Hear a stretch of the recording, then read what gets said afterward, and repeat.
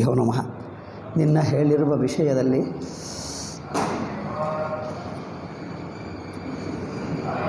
ತತ್ವ ವಿಚಾರಕ್ಕೆ ಶಂಕರರು ಇಟ್ಟುಕೊಂಡಿದ್ದು ಅನುಭವಾನುಸಾರವಾಗಿ ವಿಚಾರ ಅಷ್ಟೇ ಹೊರತು ಕಲ್ಪನಾ ಮಾಡಲಿಲ್ಲ. ಸಾಮಾನ್ಯವಾಗಿ ದರ್ಶನ ಅಂದ್ಕೊಂಡರೆ, ಫಿಲಾಸಫಿ ಅಂದ್ಕೊಂಡರೆ ತರ್ಕದಿಂದ ಸಿದ್ಧಪಡಿಸ್ತಾರೆ. ಅದೇಕೆ ಇದೇಕೆ ಅದಕ್ಕೋಸ್ಕರ ಜನರು ಅಂದ್ಕೊಂಡರು. ವೇದಾಂತ ಅಂದರೆ ಅದೊಂದು ತರ್ಕಶಾಸ್ತ್ರ ಅಂದ್ಕೊಂಡರು. ವೇದಾಂತ ಅಂದರೆ ತರ್ಕಶಾಸ್ತ್ರ ಅಂದ್ಕೊಂಡ್ರು. ತರ್ಕಶಾಸ್ತ್ರ ಏನು ಮಾಡ್ತದೆ? ತರ್ಕ ಮಾಡಿ ಅದು ಹೇಗೆ ಇದು ಹೇಗೆ ಏಕೆ ಎಲ್ಲ ತರ್ಕದಿಂದಲೇ ಸಿದ್ಧಪಡಿಸ್ತಾರೆ. ವೇದಾಂತವು ಹಾಗಲ್ಲ. ಸಂಸಾರ ಅನುಭವವು ಯಾವ ಅರಿವಿನ ಅನುಭವದಲ್ಲಿದೆಯೋ ಆ ಅರಿವನ್ನು ಹಿಡ್ಕೊಂಡೆ ನೋಡಿ. ಅದರಲ್ಲಿ ಅರಿವನ್ನು ಹಿಡ್ಕೊಂಡು ಅಂದರೆ ಅರಿವಿನ ಮೇಲೆ ದೃಷ್ಟಿ ಇಟ್ಟು ಆ ಅರಿವೆಂಬುದು ನಮ್ಮ ಅನುಭವ. ಆ ಅರಿವಿಗೆ ನಾನಿಂತ ನಾನು ಹೀಗೆ ಹಾಗೆ ಎಲ್ಲ ತೋರ್ತಾ ಇದೆ. ಈ ಅನುಭವವನ್ನು ಇಟ್ಕೊಂಡು ಅಲ್ಲೇ ಸರಿ ಮಾಡಬೇಕು. ಯಾವ ಅನುಭವದಲ್ಲಿ ತಪ್ಪು ತಿಳುವಳಿಕೆ ಇದೆಯೋ, ಸಂಸಾರ ಇದೆಯೋ, ಆ ಅನುಭವದಲ್ಲಿ ಸಂಸಾರವೆಂಬುದು ತಪ್ಪು, ಅನುಭವ ಸರಿ. ಅದು ನೋಡಿ, ಯಾವ ಅನುಭವದಲ್ಲಿ ನಮಗೆ ಸಂಸಾರ ತೋರುತ್ತಾ ಇದೆಯೋ, ಸುಖ ದುಃಖ ಅನುಭವಗಳು ಯಾವ ಅರಿವಿನಲ್ಲಿ ಆಗುತ್ತಾ ಇದೆಯೋ ಆ ಅರಿವನ್ನೇ ಹಿಡ್ಕೊಂಡು ಆ ಅರಿವಿನಲ್ಲಿ ತೋರುವ ಸುಖ ದುಃಖಾದಿಗಳು ಅರಿವಿಗೆ ಸೇರಿದ್ದಲ್ಲ. ಅದು ಅರಿವನ್ನು ಆ ಸುಖ ದುಃಖಗಳಿಂದ ಬಿಡಿಸಿ ತಿಳ್ಕೊಳ್ಳುವುದು. ಅಂದರೇನು? ಸಂಸಾರದ ಅನುಭವ ಯಾವುದಿದೆಯೋ ಅದನ್ನು ಹಿಡ್ಕೊಂಡೇ ಅಲ್ಲಿಂದಲೇ ವಿಚಾರ. ಬ್ರಹ್ಮತತ್ವ ಎಂಬುದು ಅಂದರೆ ನೋಡಿ, ಅಂದರೆ ಇದಕ್ಕೆ ವ್ಯತ್ಯಾಸ ಗೊತ್ತಾಗಬೇಕಂದ್ರೆ ಗೊತ್ತಿಲ್ಲದೆ ಅಜ್ಞಾತ ವಿಷಯವನ್ನು ತಿಳ್ಕೊಳ್ಳುವುದಲ್ಲ. ನೋಡುತ್ತಾ ಇರುವುದನ್ನು ಸ್ವಲ್ಪ ತಪ್ಪಾಗಿ ತಿಳ್ಕೊಂಡಿದ್ದೀವಿ, ತಪ್ಪು ಸರಿ ಮಾಡ್ತೀವಿ. ನೋಡುವುದು ಮಾತ್ರ ಬ್ರಹ್ಮವನ್ನು ನೋಡ್ತಾನೇ ಇದ್ದೀರಿ. ಆ ವಸ್ತುವನ್ನು ಉದಾಹರಣೆಗೆ ಯಾರೋ ಮನುಷ್ಯ ಬಂದ, ಅವರನ್ನು ನೋಡ್ತಾ ಇದ್ದಾನೆ. ಆದರೆ ಇನ್ನು ನಾನು ಯಾರನ್ನು ಭೇಟಿ ಮಾಡಬೇಕು, ಅವ್ರಿಗೋಸ್ಕರ ಕಾಯ್ತಾ ಇದ್ದೀನಿ. ಅವ್ರು ಬರ್ತಾರಂತೆ. ಯಾರೋ ಬಂದರೂ ಕೂತಿದ್ದಾರೆ, ಅವ್ರು ಬರ್ತಾರೆ ಎಂದು ಕಾಯ್ತಾ ಇದ್ದಾರೆ. ಈಗ ಕೆಲವರು ಜನರು ತುಂಬ ಹೊತ್ತಾಯಿತು, ನೀವು ಯಾರೋ ಬರಬೇಕು ಅಂದ್ಕೊಂಡಿದ್ದೀರಿ, ಮತ್ತು ನಿಮ್ಮವರು ಬಂದರಾ ಎಂದು ಹೇಳಿದರು.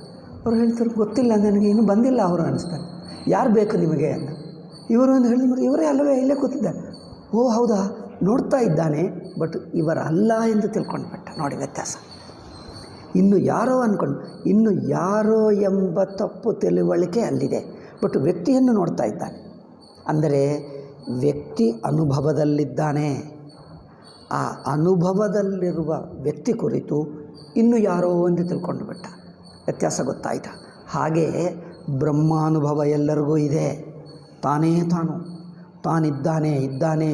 ತನ್ನ ಎರವು ಯಾರೂ ನಿರಾಕರಿಸೋಕ್ಕಾಗಲ್ಲ, ಅರಿವು ಯಾರೂ ನಿರಾಕರಿಸೋಕ್ಕಾಗಲ್ಲ. ಆ ಅರಿವಿನಲ್ಲಿ ಒಂದು ಭಾಗ ಇಟ್ಕೊಂಡು ನಾನು ಇಂಥವನು, ನಾನು ಜೀವ, ನಾನು ಕರ್ತಭೋಕ್ತ, ಆ ಬುದ್ಧಿಗೆ ಸಿಕ್ಕಾಕೊಂಡ ನೋಡಿ. ಅದನ್ನು ಸರಿ ಮಾಡಬೇಕು. ಆ ಅನುಭವ ಉಳಿಯುತ್ತದೆ. ಬ್ರಹ್ಮಾನುಭವ ಹಾಗೆ ಉಳಿಯುತ್ತದೆ. ಹೀಗೆ ಅನುಭವವನ್ನು ಹಿಡ್ಕೊಂಡು ವಿಚಾರ ಮಾಡುವುದೇ ವೇದಾಂತ. ಇದು ಶಂಕರರ ವಿಶೇಷ ಪ್ರಕ್ರಿಯೆ. ಇಲ್ಲದಿದ್ದರೆ ಬ್ರಹ್ಮ ಅಂದರೆ ಒಂದಿದೆ, ಅದು ನಂತರ ಬರುತ್ತದೆ ಎಂದು ಹೀಗಿಟ್ಕೊಂಡ್ರೆ ಕಥೆಯಾಗಿ ಕೇಳ್ತಾರೆ. ಪರಮಾತ್ಮ ತತ್ವ ಎಂಬುದು ಒಂದು ಕಥೆಯಾಗಿ ಕೇಳತಕ್ಕದ್ದಲ್ಲ. ನಮ್ಮ ಅನುಭವವನ್ನೇ ಹಿಡ್ಕೊಂಡು ಅನುಭವವನ್ನೇ ಪರೀಕ್ಷೆ ಮಾಡಿ ಅಲ್ಲಿ ತಪ್ಪೇನಿದೆಯೋ ತೆಗೆದರೆ ಆ ಆಧಾರವಾಗಿರುವ ತತ್ವ ಹಾಗೆ ಉಳಿಯುತ್ತೆ. ಅನುಭವ ಅಲ್ಲೇ ಇದೆ. ಮನುಷ್ಯನ ಉದಾಹರಣೆ ಹೇಳಿದ್ದೀನಿ ನೋಡಿ. ಅವರನ್ನು ನೋಡ್ತಾನೇ ಇದ್ದಾನೆ, ಬಟ್ ಇವರ ಅಲ್ಲ, ಇನ್ನೂ ಯಾರೋ ಅಂದ್ಕೊಂಡು ಬಿಟ್ಟ ಅಷ್ಟೇ. ಇಲ್ಲಿ ಬ್ರಹ್ಮಾನುಭವ ಅಂದರೆ ಆ ವ್ಯಕ್ತಿ ಅನುಭವ ಹೊಸದಾಗಿ ಮಾಡಬೇಕಾ? ಹೊಸ ವ್ಯಕ್ತಿಯನ್ನು ತಂದು ಇವರಿಗೆ ತೋರಿಸಬೇಕಾ?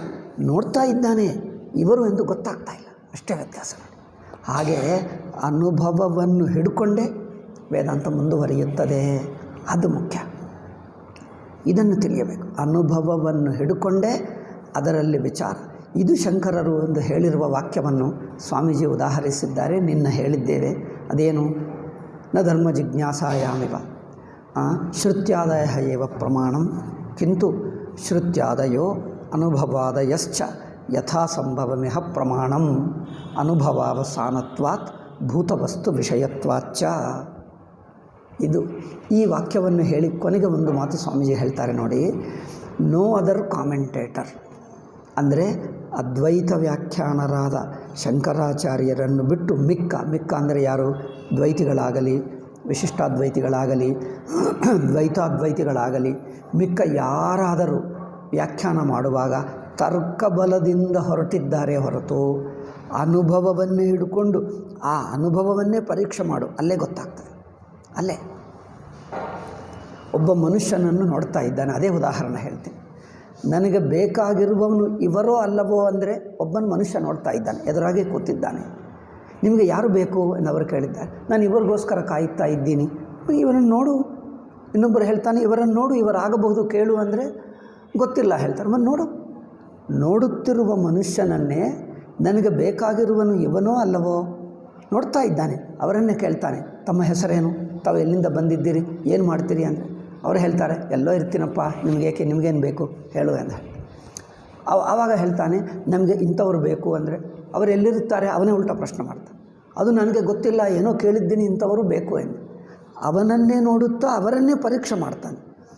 ಮಾಡಿ ಇವರು ಅಲ್ಲವೋ ಅಂದರೆ ಕೊನೆಗೆ ಇವರಲ್ಲ ಎಂದು ಗೊತ್ತಾಗ್ತದೆ. ಅಲ್ಲ ಇವರು ಸ್ವಲ್ಪ ಬೇರೆ ಹೆಸರಿದೆ, ಹೆಸರು ಸ್ವಲ್ಪ ಒಂದೇ ಇದ್ದರೂ ಇನ್ನು ಏನೋ ಬೇರೆ ಊರಿನಿಂದ ಬೇರೆ ಏನೋ ಕೆಲಸ, ಇವರಲ್ಲ ಹೇಳ್ತಾರೆ. ಇನ್ನೊಬ್ಬರನ್ನು ಕೇಳ್ತಾನೆ, ಅವರು ಸ್ವಲ್ಪ ಬೇರೆ ಆಗ್ತಾರೆ. ಮತ್ತು ಇನ್ನೊಬ್ಬರನ್ನು ಅಂದರೆ ಎದುರಾಗಿರುವ ವ್ಯಕ್ತಿಯನ್ನು, ನೋಡುತ್ತಿರುವ ವ್ಯಕ್ತಿಯನ್ನು, ಅನುಭವದಿಲ್ಲ ವ್ಯಕ್ತಿಯನ್ನೇ ಪರೀಕ್ಷೆ ಮಾಡಿ ಇವನಲ್ಲ ತೆಗೆದುಬಿಟ್ಟು ಇವನು ನೋಡುತ್ತಾ ಇರುವ ವ್ಯಕ್ತಿಯನ್ನೇ ಪರೀಕ್ಷೆ ಮಾಡಿ ಅಲ್ಲದವನು ತೆಗೆದುಬಿಟ್ಟು ಇವನೇ ಎಂದು ಗೊತ್ತು ಮಾಡ್ತಾರೆ.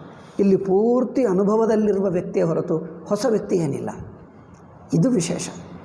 ಸ್ವಾಮಿ ಶಂಕರರ ಪ್ರಕ್ರಿಯೆಯಲ್ಲಿ ಸಚ್ಚಿದಾನಂದ ಸ್ವಾಮಿಗಳು ಹೇಳಿರುವ ವಿಶೇಷವು ಇದು. ಅನುಭವದಿಂದಲೇ ಶುರುವಾಗಬೇಕು. ಇದು ಮಿಕ್ಕ ಯಾರೂ ಹೇಳಲಿಲ್ಲ.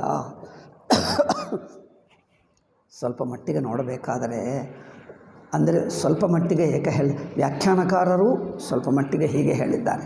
ಸ್ವಲ್ಪ ಅನುಭವ ಅಂತ ಹೇಳ್ತಾರೆ, ಮತ್ತು ಇಲ್ಲ ಹೇಳ್ತಾರೆ. ಅನುಭವ ಬ್ರಹ್ಮಾನುಭವ ಹೊಸದಾಗಿ ಬರಬೇಕು. ಈಗ ನಮಗೆ ಜೀವಾನುಭವ ಇದೆ, ಬ್ರಹ್ಮಾನುಭವ ಹೊಸದಾಗಿ ಬರಬೇಕು, ಹೀಗೆ ಮಾತಾಡ್ತಾರೆ. ಆದರೆ ಹೊಸದೇನಿಲ್ಲ, ಇರುವ ಅನುಭವವನ್ನೇ ಹಿಂದೆ ಮುಂದೆ ತಿರುಗಿಸು, ಆ ಸೈಡ್ ಈ ಸೈಡ್ ನೋಡಿದಾಗ ಇದೆ ಎಂದು ಗೊತ್ತಾಗಿಬಿಡ್ತದೆ ಅಲ್ಲವೇ. ಯಾವುದೋ ಹೊಸ ಎಲ್ಲೇ ಹೋಗಲಿ, ಇಂಥ ಲೈಬ್ರರಿಗೆ ಹೋಗ್ತೀರಿ, ಪುಸ್ತಕ ನೋಡ್ತೀರಿ, ನನಗೆ ಬೇಕಾಗಿದೆ ಅನಿಸುತ್ತದೆ, ಇದೇನಾ ಅಲ್ಲವಾ, ಮತ್ತೆ ಇಲ್ಲಿ ನೋಡಿ ಇದೆ ಎಂದು ನೋಡ್ತಾ ಅಂದರೆ ಏನು, ಕೈಯಲ್ಲಿದೆ, ನೋಡ್ತಾನೇ ಇದ್ದಾನೆ, ಹೌದಾ ಅಲ್ಲವಾ ತೀರ್ಮಾನ ಅಷ್ಟೇ. ಅಂದರೆ ಅನುಭವದಲ್ಲಿ ಇಲ್ಲದೇ ಇರುವುದು ಹೊಸದಾಗಿ ಅನುಭವಕ್ಕೆ ತರಬೇಕಾಗಿಲ್ಲ. ಅನುಭವದಲ್ಲಿ ಇದ್ದನ್ನೇ ಗಮನಿಸಿ ವಿವೇಕ ಮಾಡಿ ಅಲ್ಲದ್ದನ್ನು ಪಕ್ಕಕ್ಕಿಟ್ಟು ಸರಿಯಾದದ್ದನ್ನು ತಿಳ್ಕೊಳ್ಳು. ಇದು ವ್ಯತ್ಯಾಸ. ಈ ವಿಷಯದ ವೈಶಿಷ್ಟ್ಯವೇ ಶಂಕರರ ಪ್ರಕ್ರಿಯೆ. ಅದರಿಂದ ಇದನ್ನು ಕಾಮೆಂಟೇಟರ್ ಆಫ್ ಬಾದರಾಯಣ ಸೂತ್ರಗಳಿಗೆ ಅಂದರೆ ಈ ಬ್ರಹ್ಮಸೂತ್ರ ಮೇಲೆ ಮಾಡಿರುವ ಮಿಕ್ಕ ಯಾರೂ ಈ ತರಹ ನಿಯಮವನ್ನೇ ಇಟ್ಟುಕೊಂಡು ಮಾಡಲಿಲ್ಲ. ಆಯ್ತು, ಈಗ ಮುಂದುವರಿಯೋಣ. ಈಗ ಮತ್ತೊಂದು ವಿಷಯ, ಶಂಕರರ ಕುರಿತು ತಪ್ಪು ಗ್ರಹಿಕೆಗಳು ಎಂದು ಹೇಳಿದ್ದೀವಲ್ಲ. ಶಂಕರರು ಒಂದು ದರ್ಶನ, ಒಂದು ತರ್ಕದಿಂದ ಸಿದ್ಧಪಡಿಸಿದ್ದಾರೆ ಅಂದ್ಕೊಂಡರು, ಅದಲ್ಲ ಎಂದು ಸರಿ ಮಾಡಿಕೊಂಡಿದ್ದೀವಿ. ಈ ತಪ್ಪು ಗ್ರಹಿಕೆ ಬಿಡಿಸ್ಕೊಂಡಿದ್ದೀವಿ. ಈಗ ಇನ್ನೊಂದು ತಪ್ಪು ಗ್ರಹಿಕೆ ಏನದು? ಜಗತ್ತು ಏಕೆ ಬಂದಿದೆ, ಸಂಸಾರ ಏಕೆ ಬಂದಿದೆ ಅಂದರೆ ಏನು ಹೇಳ್ತೀರಿ? ಒಂದು ಪದ್ಧತಿ ಏನಂದರೆ, ವ್ಯಾಖ್ಯಾನಕಾರರು ಹೇಳುವ ಪದ್ಧತಿ, ಸಂಸಾರ ಏಕೆ ಬಂದಿದೆ ಅಂದರೆ ಒಂದಾನೊಂದು ಕಾರಣದಿಂದ ಸಂಸಾರ ಬಂದಿದೆ. ನೋಡಿ ಹೇಗೆ ಹೇಳ್ತಾರೆ, ಒಂದಾನೊಂದು ಕಾರಣದಿಂದ ಸಂಸಾರ ಬಂದಿದೆ. ಆ ಕಾರಣ ಯಾವುದು? ಅದೊಂದು ಶಕ್ತಿ. ಆ ಶಕ್ತಿ ನಿಮಗೆ ಸಂಸಾರವನ್ನು ತಂದುಕೊಟ್ಟಿದೆ, ಹೀಗೆ ಮಾತಾಡ್ತಾರೆ. ಆ ಶಕ್ತಿಯೇ ಒಂದು ಅವಿದ್ಯಾಶಕ್ತಿ, ಮಾಯಾಶಕ್ತಿ, ಇಂಥದ್ದು ಏನೋ ಹೆಸರಿಡ್ತಾರೆ. ಹೆಸರು ಯಾವುದೇ ಆಗಲಿ, ಅದನ್ನು ಒಂದು ಬಗೆಯಾಗಿ ಹೇಳುವುದರಲ್ಲಿ ದೊಡ್ಡ ತಪ್ಪಿದೆ. ಒಂದು ಶಕ್ತಿ ಇದೆ. ಆ ಶಕ್ತಿ ಆ ಅವಿದ್ಯಾಶಕ್ತಿ ಎಂಬುದು. ಅದರಿಂದ ಜೀವನಿಗೆ ಸಂಸಾರ ಬಂದಿದೆ. ಒಂದು ತೆಲುಗಿನಲ್ಲಿ ಒಂದು ಕಥೆ ಇತ್ತು. ಏನು ಕತೆ? ಒಂದು ಮೋಸ ಮಾಡುವ ಮಾಂತ್ರಿಕ ಇರುತ್ತಾನೆ. ಮಾಟಮಂತಿ ಮಾಡ್ತಾರೆ ನೋಡಿ, ಹಾಗೆ ಮಾಟ ಮಾಡುವಂಥ ಒಬ್ಬ ಫಕೀರಿದ್ದ ಪೂರ್ವಕಾಲದಲ್ಲಿ. ಅವರ ಕಥೆ ಇತ್ತು ನಮಗೆ. ಮಾಯಲ ಫಕೀರು ತೆಲುಗಿನಲ್ಲಿ ಹೇಳ್ತೀವಿ. ಆ ಮಾಯಲ ಫಕೀರು ಎಲ್ಲರನ್ನೂ ಹಿಂಸಿಸ್ತಿದ್ದ, ರಾಜಕುಮಾರಿಗಳನ್ನು ಕಿಡ್ನ್ಯಾಪ್ ಮಾಡುತ್ತಿದ್ದ. ಅವರು ಈಗಲೂ ಅದೇ ಮಾಡ್ತಾ ಇದ್ದಾರೆ. ಅವ್ರ ಕೆಲಸನೇ ಅದು. ಆ ಕಾಲದಿಂದ ಈ ಕಾಲವರೆಗೆ ಅದೇ ಇದೆ.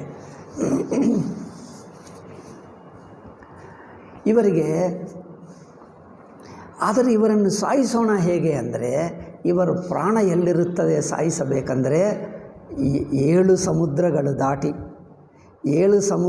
ದಾಟಿ ಒಂದು ದೊಡ್ಡ ಆಲಮರ ಇರುತ್ತದೆ. ಆಲಮರಕ್ಕೆ ಒಂದು ಪೊಟರ ಇರುತ್ತದೆ, ಅದರ ಒಳಗೆ ಒಂದು ಗಿಣಿ ಇರುತ್ತದೆ. ಆ ಗಿಣಿಯಲ್ಲಿ ಇವರ ಪ್ರಾಣ ಇರುತ್ತದಂತೆ. ಇವನು ಇಲ್ಲಿರುತ್ತಾನೆ, ಇವರ ಪ್ರಾಣ ಅಲ್ಲಿ ಅಂತೆ. ಅಯ್ಯೋ ರಾಮ, ಹೀಗಾಗುತ್ತದ? ಅದು ಏನೋ ಕತೆ ಹಾಗೆ ಹೇಳಿಬಿಡ್ತಾರೆ. ಹಾಗೆ ನನಗೆ ಸಂಸಾರ ಕಾರಣವೇನಪ್ಪ ಅಂದರೆ ಅಲ್ಲೆಲ್ಲೋ ಇರುತ್ತದೆ ಕಾರಣ, ಮಾಯ ಅವಿದ್ಯೆ. ಅಲ್ಲಿಂದ ಇಲ್ಲಿಗೆ ಸಂಸಾರ ಬಂದು ಹೀಗೆ ಹೇಳುವುದು ಹೊಂದಲ್ಲ. ಆ ಸಂಸಾರಕ್ಕೆ ಕಾರಣವೇನೆಂದರೆ ಒಂದು ಅವಿದ್ಯಾ ಶಕ್ತಿ ಎಂಬುದು ಹೇಳಿ, ಆ ಶಕ್ತಿ ಹೇಗಿರುತ್ತದೆ, ಏನಿರುತ್ತದೆ, ಏನೇನೋ ಮಾಡೋದು.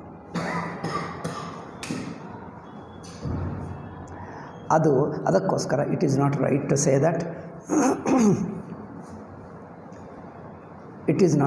To say that Shankara postulates a hypothetical ಅವಿದ್ಯಾ.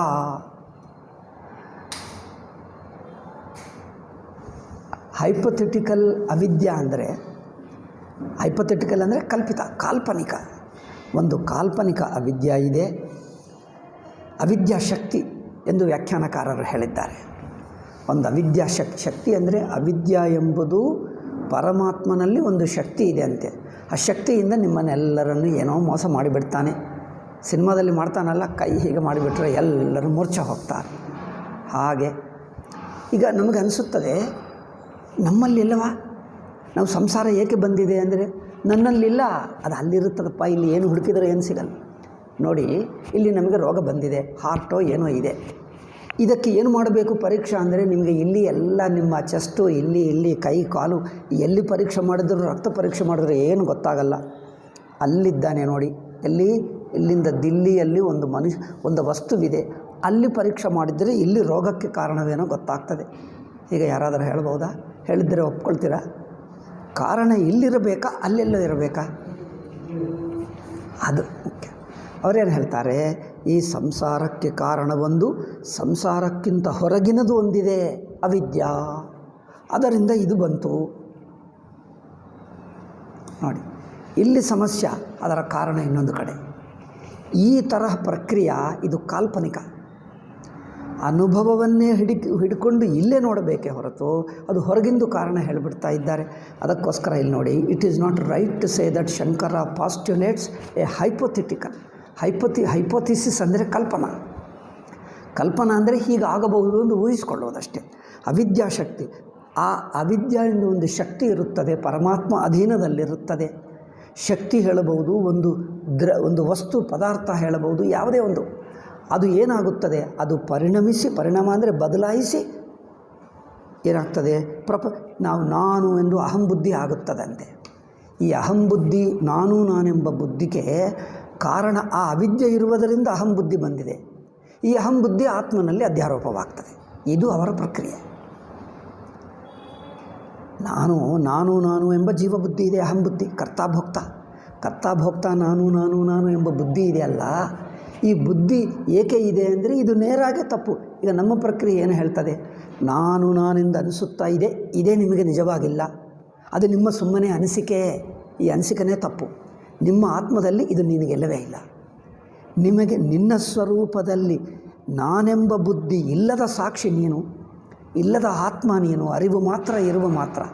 ಅದರಲ್ಲಿ ನಾನು ಎಂದು ಅನಿಸುತ್ತಾ ಇದೆ, ಅದು ಕೇವಲ ಭ್ರಾಂತಿ, ಅದು ತಪ್ಪು ತಿಳುವಳಿಕೆ. ಕೇವಲ ಭ್ರಾಂತಿ, ಕೇವಲ ತಪ್ಪು ತಿಳುವಳಿಕೆ ಅಷ್ಟೇ. ಅಂಥದ್ದು ಇಲ್ಲಿ ನೇರಾಗಿ ಅನುಭವದಲ್ಲೇ ಅಹಂಬುದ್ಧಿ ಎನ್ನುವುದು ತಪ್ಪು ತಿಳುವಳಿಕೆ ಎನ್ನುವುದು ತೋರಿಸಬೇಕು. ಇದು ಶಂಕರರ ಪ್ರಕ್ರಿಯೆ, ಸ್ವಾಮೀಜಿ ಪ್ರಕ್ರಿಯೆ. ಇದು ಬಿಟ್ಟು ಈ ಅಹಂ ಪ್ರತ್ಯಯ ಹೇಗೆ ಹುಟ್ಟಿತು, ನಾನು ಹೇಗೆ ಬಂತು ಅಂದರೆ ಅಲ್ಲಿ ಇನ್ನೊಂದಿದೆ, ಅಲ್ಲಿಂದ ಇಲ್ಲಿಗೆ ಬಂತು ಅಲ್ಲವೇ? ಇಲ್ಲಿ ಏನು ಏಕೆ ಫ್ಯಾನ್ ಏಕೆ ತಿರುಗುತ್ತಾ ಇಲ್ಲ ಅಂದರೆ ಇದೇ ತಿರುಗಿಸೋಣ, ಇಲ್ಲಲ್ಲ ಸ್ವಿಚ್ ಅಲ್ಲಿರುತ್ತದೆ, ಅಲ್ಲಿ ಹೋಗಿ ಒತ್ತಬೇಕು ಅಲ್ಲವೇ? ಹಾಗೂ ಅಲ್ಲಿ ಮೂಲ ವಿದ್ಯೆ ಅಲ್ಲಿರುತ್ತದೆ. ಇದು ಸಂಸಾರ ಅಲ್ಲವೇ? ಈ ಸಂಸಾರಕ್ಕೆ ಮೂಲ ವಿದ್ಯೆ ಅಲ್ಲಿರುತ್ತದೆ. ಅಲ್ಲಿ ಒತ್ತಿದ್ದರೆ ಇದು ಆನ್ ಆಗ್ತದೆ, ಅಲ್ಲಿ ಒತ್ತಿದ್ದರೆ ಆಫ್ ಆಗ್ತದೆ. ಹಾಗೆ ಈ ಅಹಂಬುದ್ಧಿಗೆ ಅಲ್ಲೊಂದಿರುತ್ತದೆ, ಕಾರಣ ಬೇರೆ. ಹೀಗೆ ಹೇಳುವುದು ಕಲ್ಪನಾ. ನಿಮ್ಮ ಅನುಭವದಲ್ಲಿ ಅಹಂಬುದ್ಧಿ ಇದ್ದರೆ, ಜನರಿಗೆ ಅಹಂಬುದ್ಧಿ ಇರುವಾಗ ಏನನ್ನಿಸುತ್ತದೆ? ನಾವು ಏನು ಮಾಡಿದ್ದರೂ ಈ ಅಹಂಕಾರ ಹೋಗುತ್ತಾನೇ ಇಲ್ಲ. ಜನರು ಹೇಳ್ತಾರೆ, ಅಹಂಕಾರ ತೋರಿಸಬೇಡ, ವಿನಯದಿಂದ ಇರು ಅಂದರೆ ಸಿಟ್ಟು ಮಾಡ್ಕೊಳ್ತಾನೆ. ಹೌದಪ್ಪ ಬಿಡು ಅಹಂಕಾರ ಅಂದರೆ ಅವನು ಸಿಟ್ಟು ಮಾಡ್ಕೊಳ್ತಾನೆ. ಏನು ಮಾಡಕ್ಕೆ? ಅವ್ರು ಹೋದ ನಂತರ ಏನು ಹೇಳ್ತಾನೆ ಅಂದರೆ, ಅವನು ಹೇಳಿದ್ದನ್ನೆಲ್ಲ ಅಹಂಕಾರ ಬಿಡು, ಏಕೆ ಬಿಟ್ಟಿಲ್ಲ ಎಂದು ಹೇಳ್ತಾನೆ. ಅವರು ಹೇಳ್ತಾರೆ, ಬಿಡು ಅಂದರೆ ಏನು ಮಾಡಬೇಕು, ಹೇಗೆ ಬಿಡಬೇಕದು? ನಮ್ಮ ಕೈಯಲ್ಲಿದೇನು? ಬಿಡು ಅಂದರೆ ಏನು ಮಾಡಬೇಕು, ಹೇಗೆ ಹಿಡ್ಕೊಳ್ಳಬೇಕು, ಏನು ಇದನ್ನು ಬಿಡ್ಕೊಂಡು ಈಗ ವಸ್ತು ಹಾಗೆ ಒಂದು ಬಿಸಾಕಬೇಕಾ ಕಿಟಕಿಯಿಂದ, ಹೇಗೆ? ಅಂದರೆ ಅಹಂ ಪ್ರತ್ಯಯ ಹೇಗೆ ಹಿಡಿಯಬೇಕು, ಹೇಗೆ ತೆಗಿಬೇಕು ಏನೂ ಗೊತ್ತಾಗ್ತದೆ. ಏಕೆ ನಮ್ಮ ಕೈಗೆ ಸಿಗಲ್ಲ, ಅದು ನಮ್ಮ ಕೈಗೆ ಸಿಗ್ತಾ ಇಲ್ಲ. ಅದು ಹೇಗೆ ಹಿಡಿಯಬೇಕೋ ಗೊತ್ತಾಗ್ತಾ ಇಲ್ಲ, ಹೇಗೆ ಬಿಸಾಕಬೇಕೋ ಗೊತ್ತಾಗ್ತಾ ಇಲ್ಲ. ಅದರಿಂದ ಜನರಿಗೆ ಅನಿಸುತ್ತದೆ, ನಾವು ಏನು ಮಾಡಿದ್ದರೂ ಅಹಂ ಹೋಗ್ತಾ ಇಲ್ಲವೇ, ಇದಕ್ಕೆ ಏನೋ ಕಾರಣ ಬೇರೆ ಹೊರಗೆ ಇದ್ದಿರಬಹುದು, ಇಲ್ಲೇ ಇದ್ದರೆ ನಮಗೆ ಗೊತ್ತಾಗ್ತದೆ. ಅಲ್ಲಿ ಉತ್ತರ ಭಾರತದಲ್ಲಿ ಸಾಧುಗಳು ಅದೇ ಹೇಳ್ತಾರೆ, ಏ ಮಾಯಾ ಕಾ ಖೇಲ್ ಹೈ ಹೇಳ್ತಾರೆ ನೋಡು. ಮಾಯಾ, ಒಬ್ಬನು ತುಂಬ ಕಷ್ಟಪಡ್ತಾನೆ, ಸಾಧನೆ ಮಾಡ್ತಾನೆ, ಎಲ್ಲ ಮಾಡ್ತಾನೆ, ಎಷ್ಟು ಮಾಡಿದ್ದರೂ ಮಾಯಾ ಮೋಹ ಮಾಡಿ ಮನುಷ್ಯನನ್ನು ಸಂಸಾರಕ್ಕೆ ಎಳೆದು ಬಿಟ್ಟು ಹಾಕಿಬಿಡ್ತದೆ. ಅದರಿಂದ ನಾವು ಏನು ಪ್ರಯತ್ನ, ಈ ಮಾಯಾ ಭಗವಂತನ ಕೈಯಲ್ಲಿದೆ. ಆ ಭಗವಂತ ತನ್ನ ಮೇಲೆ ಮಾಯ ಹಾಕಿ ಸಂಸಾರಕ್ಕೆ ಹಾಕ್ತಾನಂತೆ. ಇವನು ಹೇಳಿದರೆ ಮಾಯಾಗಿಯ ಕುಚ್ಚನೆಯೇ, ಮಾಯಾಗಿಯ ಬಿಡು, ನಿನ್ನ ಕೈಯಲ್ಲೇ ಇದೆ, ನೀವು ನಿಗ್ರಹ ಮಾಡ್ಕೋ, ಬರುತ್ತದೆ. ನಿಮ್ಮ ಇಂದ್ರಿಯ ನಿಗ್ರಹ, ಮನೋನಿಗ್ರಹ ನೀವೇ ಮಾಡ್ಕೋ, ನಿಮ್ಮ ಕೈಯಲ್ಲಿದೆ. ಸಂಕಲ್ಪ ಸರಿಯಾಗಿ ಮಾಡು, ತಪ್ಪು ಸಂಕಲ್ಪ ಮಾಡಬೇಡ, ಅಭಿಮಾನ ಅಹಂಕಾರ ಮಾಡಬೇಡ. ಇದು ರಾಗದ್ವೇಷ ಅಂದರೆ ಇನ್ನು ವಿಷಯ ಚಿಂತನ, ಭೋಗ ಚಿಂತನ, ಆಸ್ತಿ ಚಿಂತನ, ನನ್ನದು ನಾನು, ಈ ಅಭಿಮಾನ ಇದೆಲ್ಲ ನೀವೇ ಮಾಡ್ಕೊಂಡು ಗಟ್ಟಿಗೊಳಿಸ್ತಾ ಇದ್ದೆ, ಬೇಡ ಅದನ್ನು. ಅವ್ರು ಹೇಳ್ತಾರೆ, ನಾವು ಎಷ್ಟು ಮಾಡಿದ್ದರೂ ಬಿಡಲ್ಲಪ್ಪ. ಅವರೇನು ಉತ್ತರ ಹೇಳ್ತಾರೆ ಗೊತ್ತಾ? ನಾವು ಎಷ್ಟೋ ಮಾಡ್ತೀವಿ ಸಂಕಲ್ಪ, ಬೇಡ ಬೇಡ ಬೇಡ, ವೈರಾಗ್ಯ ಬೇಕು, ಅಹಂಕಾರ ಬೇಡ, ಮಮಕಾರ ಬೇಡ, ಆಸಕ್ತಿ ಬೇಡ ಬೇಡ, ಎಷ್ಟು ಬೇಡ ಬೇಡ ಹೇಳಿದ್ರು ಮಾಯ ಇದೆ, ಅದು ಬಂದು ಹಿಡ್ಕೊಳ್ತದೆ. ನಾವೇನು ಮಾಡಬೇಕು? ನಮ್ಮ ಕೈಯಲ್ಲಿಲ್ಲವೇ ಇಲ್ಲ, ಹೀಗೆ ಮಾತಾಡ್ತಾರೆ ಅಲ್ಲವೇ? ನಮ್ಮ ಕೈಯಲ್ಲಿಲ್ಲ, ಬೇರೆ ಯಾರ ಈಶ್ವರನ ಕೈಯಲ್ಲಿದೆ. ನಮಗಿಂತ ದೊಡ್ಡವನು ಈಶ್ವರ. ನೋಡಿ, ಯಾರೋ ಒಬ್ಬನು ತುಂಬ ಗಲಾಟೆ ಮಾಡ್ತಾನೆ, ಅವನನ್ನು ಹೊಡೆಯೋಣ, ಅದನ್ನು ಅರೆಸ್ಟ್ ಮಾಡೋಣ ಅಂದರೆ ಪೊಲೀಸ್ಗೆ ಹೇಳಿಬಿಟ್ರೆ ಮತ್ತೆ ನಾಳೆ ದಿವಸ ಮತ್ತೆ ಬಂದು ಇಲ್ಲೇ ತಿರುಗುತ್ತಾನೆ ಗುಂಡ, ಮತ್ತೆ ಹಿಂಸೆ ಮಾಡ್ತಾನೆ. ಏನು ಮಾಡಿದವ್ರನ್ನ ಹೊಡೆಯೋಕ್ಕಾಗ್ತಾ ಇಲ್ಲ, ಅವನು ಹೊಡೆದು ಬಿಟ್ಟರು ಅವರು ಮತ್ತೆ ಏನು ಮಾಡಲ್ಲ, ಮತ್ತೆ ಬರ್ತಾನೆ ಇರ್ತಾನೆ. ಅವ್ರು ಜನರು ಹೇಳ್ತಾರೆ, ಇವರನ್ನೇನು ಮಾಡೋಕ್ಕಾಗಲ್ಲಪ್ಪ, ಇವನಿಗೆ ಮೇಲೆ ಇನ್ನೊಬ್ಬರಿದ್ದಾರೆ, ಅಲ್ಲಿ ಮಂತ್ರಿಗಳೇ ಇದ್ದಾರೆ, ಆ ಮಂತ್ರಿಗಳೇ ಸಪೋರ್ಟ್ ಕೊಟ್ಟರೆ ಯಾರೇನು ಮಾಡೋಕ್ಕಾಗ್ತದೆ? ಏನು ಮಾಡೋಕ್ಕಾಗಲ್ಲ. ಏಕೆ ಅಂದರೆ ಇವನು ಸಾಮಾನ್ಯ ಮನುಷ್ಯನಾದರೆ ನಾವು ಹೆದರಿಸಿಬಿಟ್ರೆ ಹೋಗ್ತಾನೆ, ಹೊಡೆದು ಬಿಟ್ಟರೆ ಅಥವಾ ಹಿಡಿದುಬಿಟ್ರೆ ಹೋಗ್ತಾನೆ. ಇವನು ಯಾವ ಧೈರ್ಯದಿಂದ ಇರ್ತಾ ಇದ್ದಾನೆ? ಯಾವ ಶಕ್ತಿ? ಇವನ ಶಕ್ತಿ ಮೂಲ ವಿದ್ಯೆ ಅಲ್ಲಿದೆ, ಮಿನಿಸ್ಟರ್ ಕೈಯಲ್ಲಿದೆ ಮೂಲ ವಿದ್ಯೆ. ಹಾಗೆ ಹೀಗೆ ಯಾವುದು ನಮಗೆ ಕಠಿಣವನಿಸುತ್ತದೋ, ನಾವು ಪ್ರಯತ್ನ ಮಾಡಿದ್ದರೂ ಹೋಗುತ್ತಾ ಇಲ್ಲ. ಅದರಿಂದ ಜನರು ಏನು ಊಹಿಸ್ಕೊಳ್ತಾರೆ? ಇದಕ್ಕೆ ಕಾರಣ ಇನ್ನೊಂದಾಗಬೇಕು, ಎಲ್ಲೋ ಇರಬೇಕು, ಯಾವುದೇ ಒಂದು ಶಕ್ತಿ ಇರಬೇಕು. ಆ ಶಕ್ತಿ ಪರಮಾತ್ಮ ಕೈಯಲ್ಲಿದೆ, ನಮ್ಮ ಕೈಯಲ್ಲಿಲ್ಲ, ಜೀವನ ಕೈಯಲ್ಲಿಲ್ಲ. ಜೀವ ಏನು ಮಾಡೋಕ್ಕಾಗಲ್ಲ. ಭಗವಂತ ಏನು ಮಾಡ್ತಾನೋ, ಆಡಿಸಿದ್ದರೆ ಆಡ್ತಾನೆ ಅಲ್ಲವೇ? ಆಡಿಸಿದ್ದಲೇ ಶೋಧೆ ಎಂದು ಹೇಳಿದ ಹಾಗೆ ಆಡಿಸಿರ್ತಾನೆ ಭಗವಂತ. ಇದು ಈ ಕಲ್ಪನಾ ಅಂದರೆ ಇಲ್ಲಿರುವ ಅಹಂಬುದ್ಧಿಗೆ ಅಲ್ಲೇನು ಇನ್ನೊಂದು ಕಾರಣವೇನು, ಹೊರಗಿನ ಕಾರಣ ನೋಡುವುದೇಕೆ? ಇದು ಕಲ್ಪನಾ, ಇದು ಮೂಲವಿದ್ಯೆ. ಯಾವುದು ಗಟ್ಟಿಯಾಗಿರುತ್ತದೋ ಅದು ಅಧ್ಯಾಸ ಎಂದು ಗೊತ್ತಾಗ್ತಾ ಇಲ್ಲ. ಆಗದೆ ಇನ್ನೊಂದು ಊಹಿಸ್ತಾ ಇದ್ದಾರೆ. ಶಾಸ್ತ್ರ ಹೇಳಿದ್ದೇ ಕೇಳು, ಶಾಸ್ತ್ರ ಹೇಳ್ತಾ ಇದೆ, ನಿಮಗೆ ನಾನು ಅನಿಸುತ್ತಿದ್ದು ನೀವು ಬಿಡಿಸಿಕೊಳ್ಳುವುದಕ್ಕೆ ಪ್ರಯತ್ನ ಮಾಡಿದ್ದರೆ ಬಿಡುತ್ತಾ ಇಲ್ಲ. ಅಷ್ಟು ಮಾತ್ರದಿಂದ ಇನ್ನೊಂದು ಕಾರಣ ಊಹಿಸಬೇಡ. ಯಾರು ಹೇಳಿದ್ದಾರೆ ಊಹಿಸ್ಕೋದಕ್ಕೆ? ಇನ್ನೊಂದು ಕಾರಣ ಅಲ್ಲೆಲ್ಲೋ ಇದೆ ಅಂತ. ಅಲ್ಲಿಲ್ಲ, ಎಲ್ಲಿಲ್ಲ, ಇಲ್ಲೇ ಇದೆ. మరి ಇಲ್ಲಿದ್ದರೆ ನಮ್ಮ ಕೈಯಲ್ಲಿರುತ್ತದೆ, ನಾವು ಸುಖವಾಗಿ ತೆಗೆಯಬಹುದು. ಆಗಲ್ಲ. ಏಕೆ ಅಂದರೆ ಇದು ಅಧ್ಯಾಸ ಎಂದು ಗೊತ್ತಾಗ್ತಾ ಇಲ್ಲ. ಇದು ತನ್ನಲ್ಲೇ ಅನಿಸಿಕೆ, ನಾನೆಂಬುದು ತನ್ನಲ್ಲಿ ಒಂದು ಆತ್ಮದ ಸಾಕ್ಷಿಯ ತಪ್ಪು ತಿಳುವಳಿಕೆ. ಇದು ಗೊತ್ತಾಗ್ತಾ ಇಲ್ಲ. ಅವರು ಮಾಡಿರುವ ಪ್ರಕ್ರಿಯೆಯಲ್ಲಿ ತಪ್ಪಿದು. ಆದರೆ ಶಂಕರರು ಹೀಗೆ ನಮ್ಮ ಅಹಂಬುದ್ಧಿಗೆ ಇನ್ನೊಂದು ಕಾರಣ ಇದೆ, ಒಂದು ದ್ರವ್ಯ, ಒಂದು ಶಕ್ತಿ. ಆ ಶಕ್ತಿ ಅಹಂಕಾರವನ್ನು ಹುಟ್ಟಿಸ್ತದಂತೆ. ಅಹಂಕಾರವನ್ನು ಆತ್ಮನಲ್ಲಿ ಅಧ್ಯಾಸ ಮಾಡ್ತೀವಂತೆ. ಅಂದರೆ ಅಧ್ಯಾಸಕ್ಕೆ ಮುಂಚೆನೇ ಅಹಂಕಾರ ಇರುತ್ತದೆ. ಈಗ ಇದು ಅವರ ಪ್ರಕ್ರಿಯೆ ನೋಡಿ. ಮೊದಲು ಅಹಂಕಾರ.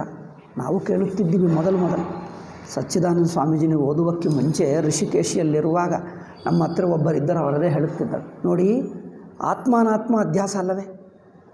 ಅಂದರೆ ಆತ್ಮ ಅನಾತ್ಮ ಎರಡರ ಮಧ್ಯೆ ಅಧ್ಯಾಸೆ. ಅದಕ್ಕೋಸ್ಕರ ಏನು, ಮೊದಲು ಅನಾತ್ಮ ಇರಬೇಕು, ಆತ್ಮ ಇರಬೇಕು, ಎರಡಕ್ಕೆ ಅಧ್ಯಾಸ. ಭಾಷಾಕಾರರು ಹೇಳಿದ್ದಾರಲ್ಲ, ಇದು ಅವರ ಪ್ರಕ್ರಿಯೆ ನೋಡಿ. ಅಂದರೆ ಅನಾತ್ಮ ಮೊದಲೇ ಇರಬೇಕಾ ಅಧ್ಯಾಸಕ್ಕೆ ಮುಂಚೆ?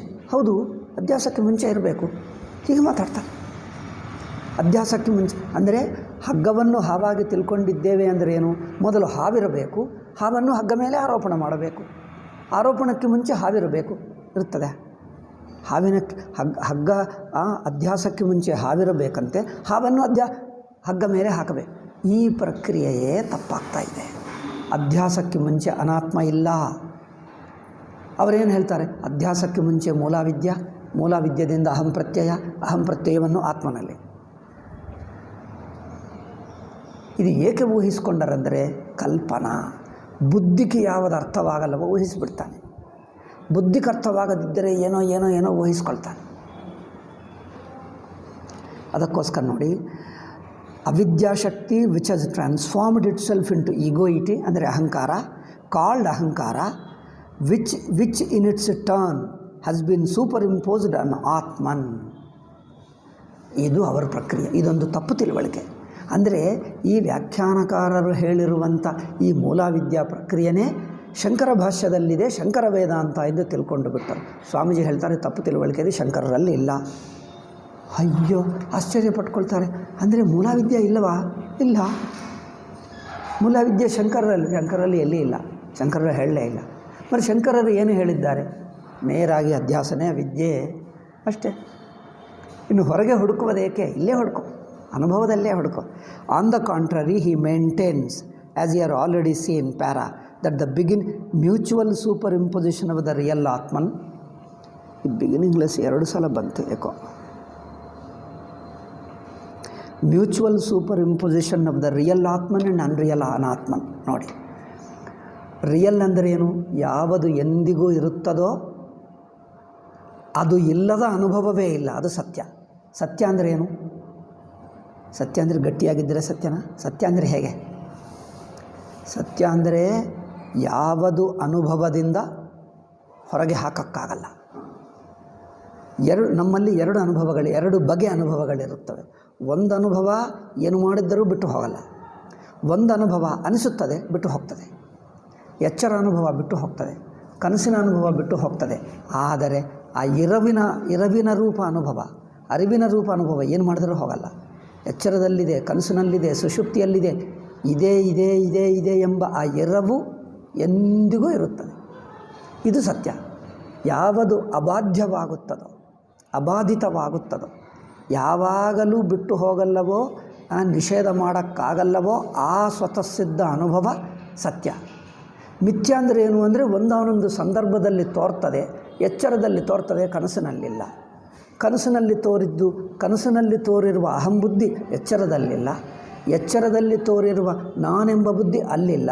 ಸುಷುಪ್ತಿಯಲ್ಲಿ ಯಾವುದೂ ಇಲ್ಲ, ಅಹಂಬುದ್ಧೇ ಇಲ್ಲ. ಆ ತರಹ ಅಹಂಬುದ್ಧಿ ಇಲ್ಲ, ಈ ತರಹ ಎಚ್ಚರ ತರಹ ಅಹಂಬುದ್ಧಿ ಇಲ್ಲ, ಕನಸಿನ ತರಹ ಅಹಂಬುದ್ಧಿ ಇಲ್ಲ, ಯಾವ ತರಹ ಅಹಂಬುದ್ಧೇ ಇಲ್ಲ. ಅಂದರೆ ಅಹಂಬುದ್ಧಿ ಬಿಟ್ಟು ಹೋಗ್ತಾ ಇದೆ ಅಲ್ಲವೇ? ನಮ್ಮ ಅನುಭವದಲ್ಲೇ ಅಹಂಬುದ್ಧಿ ಬಿಟ್ಟು ಹೋಗ್ತಾ ಇದೆ.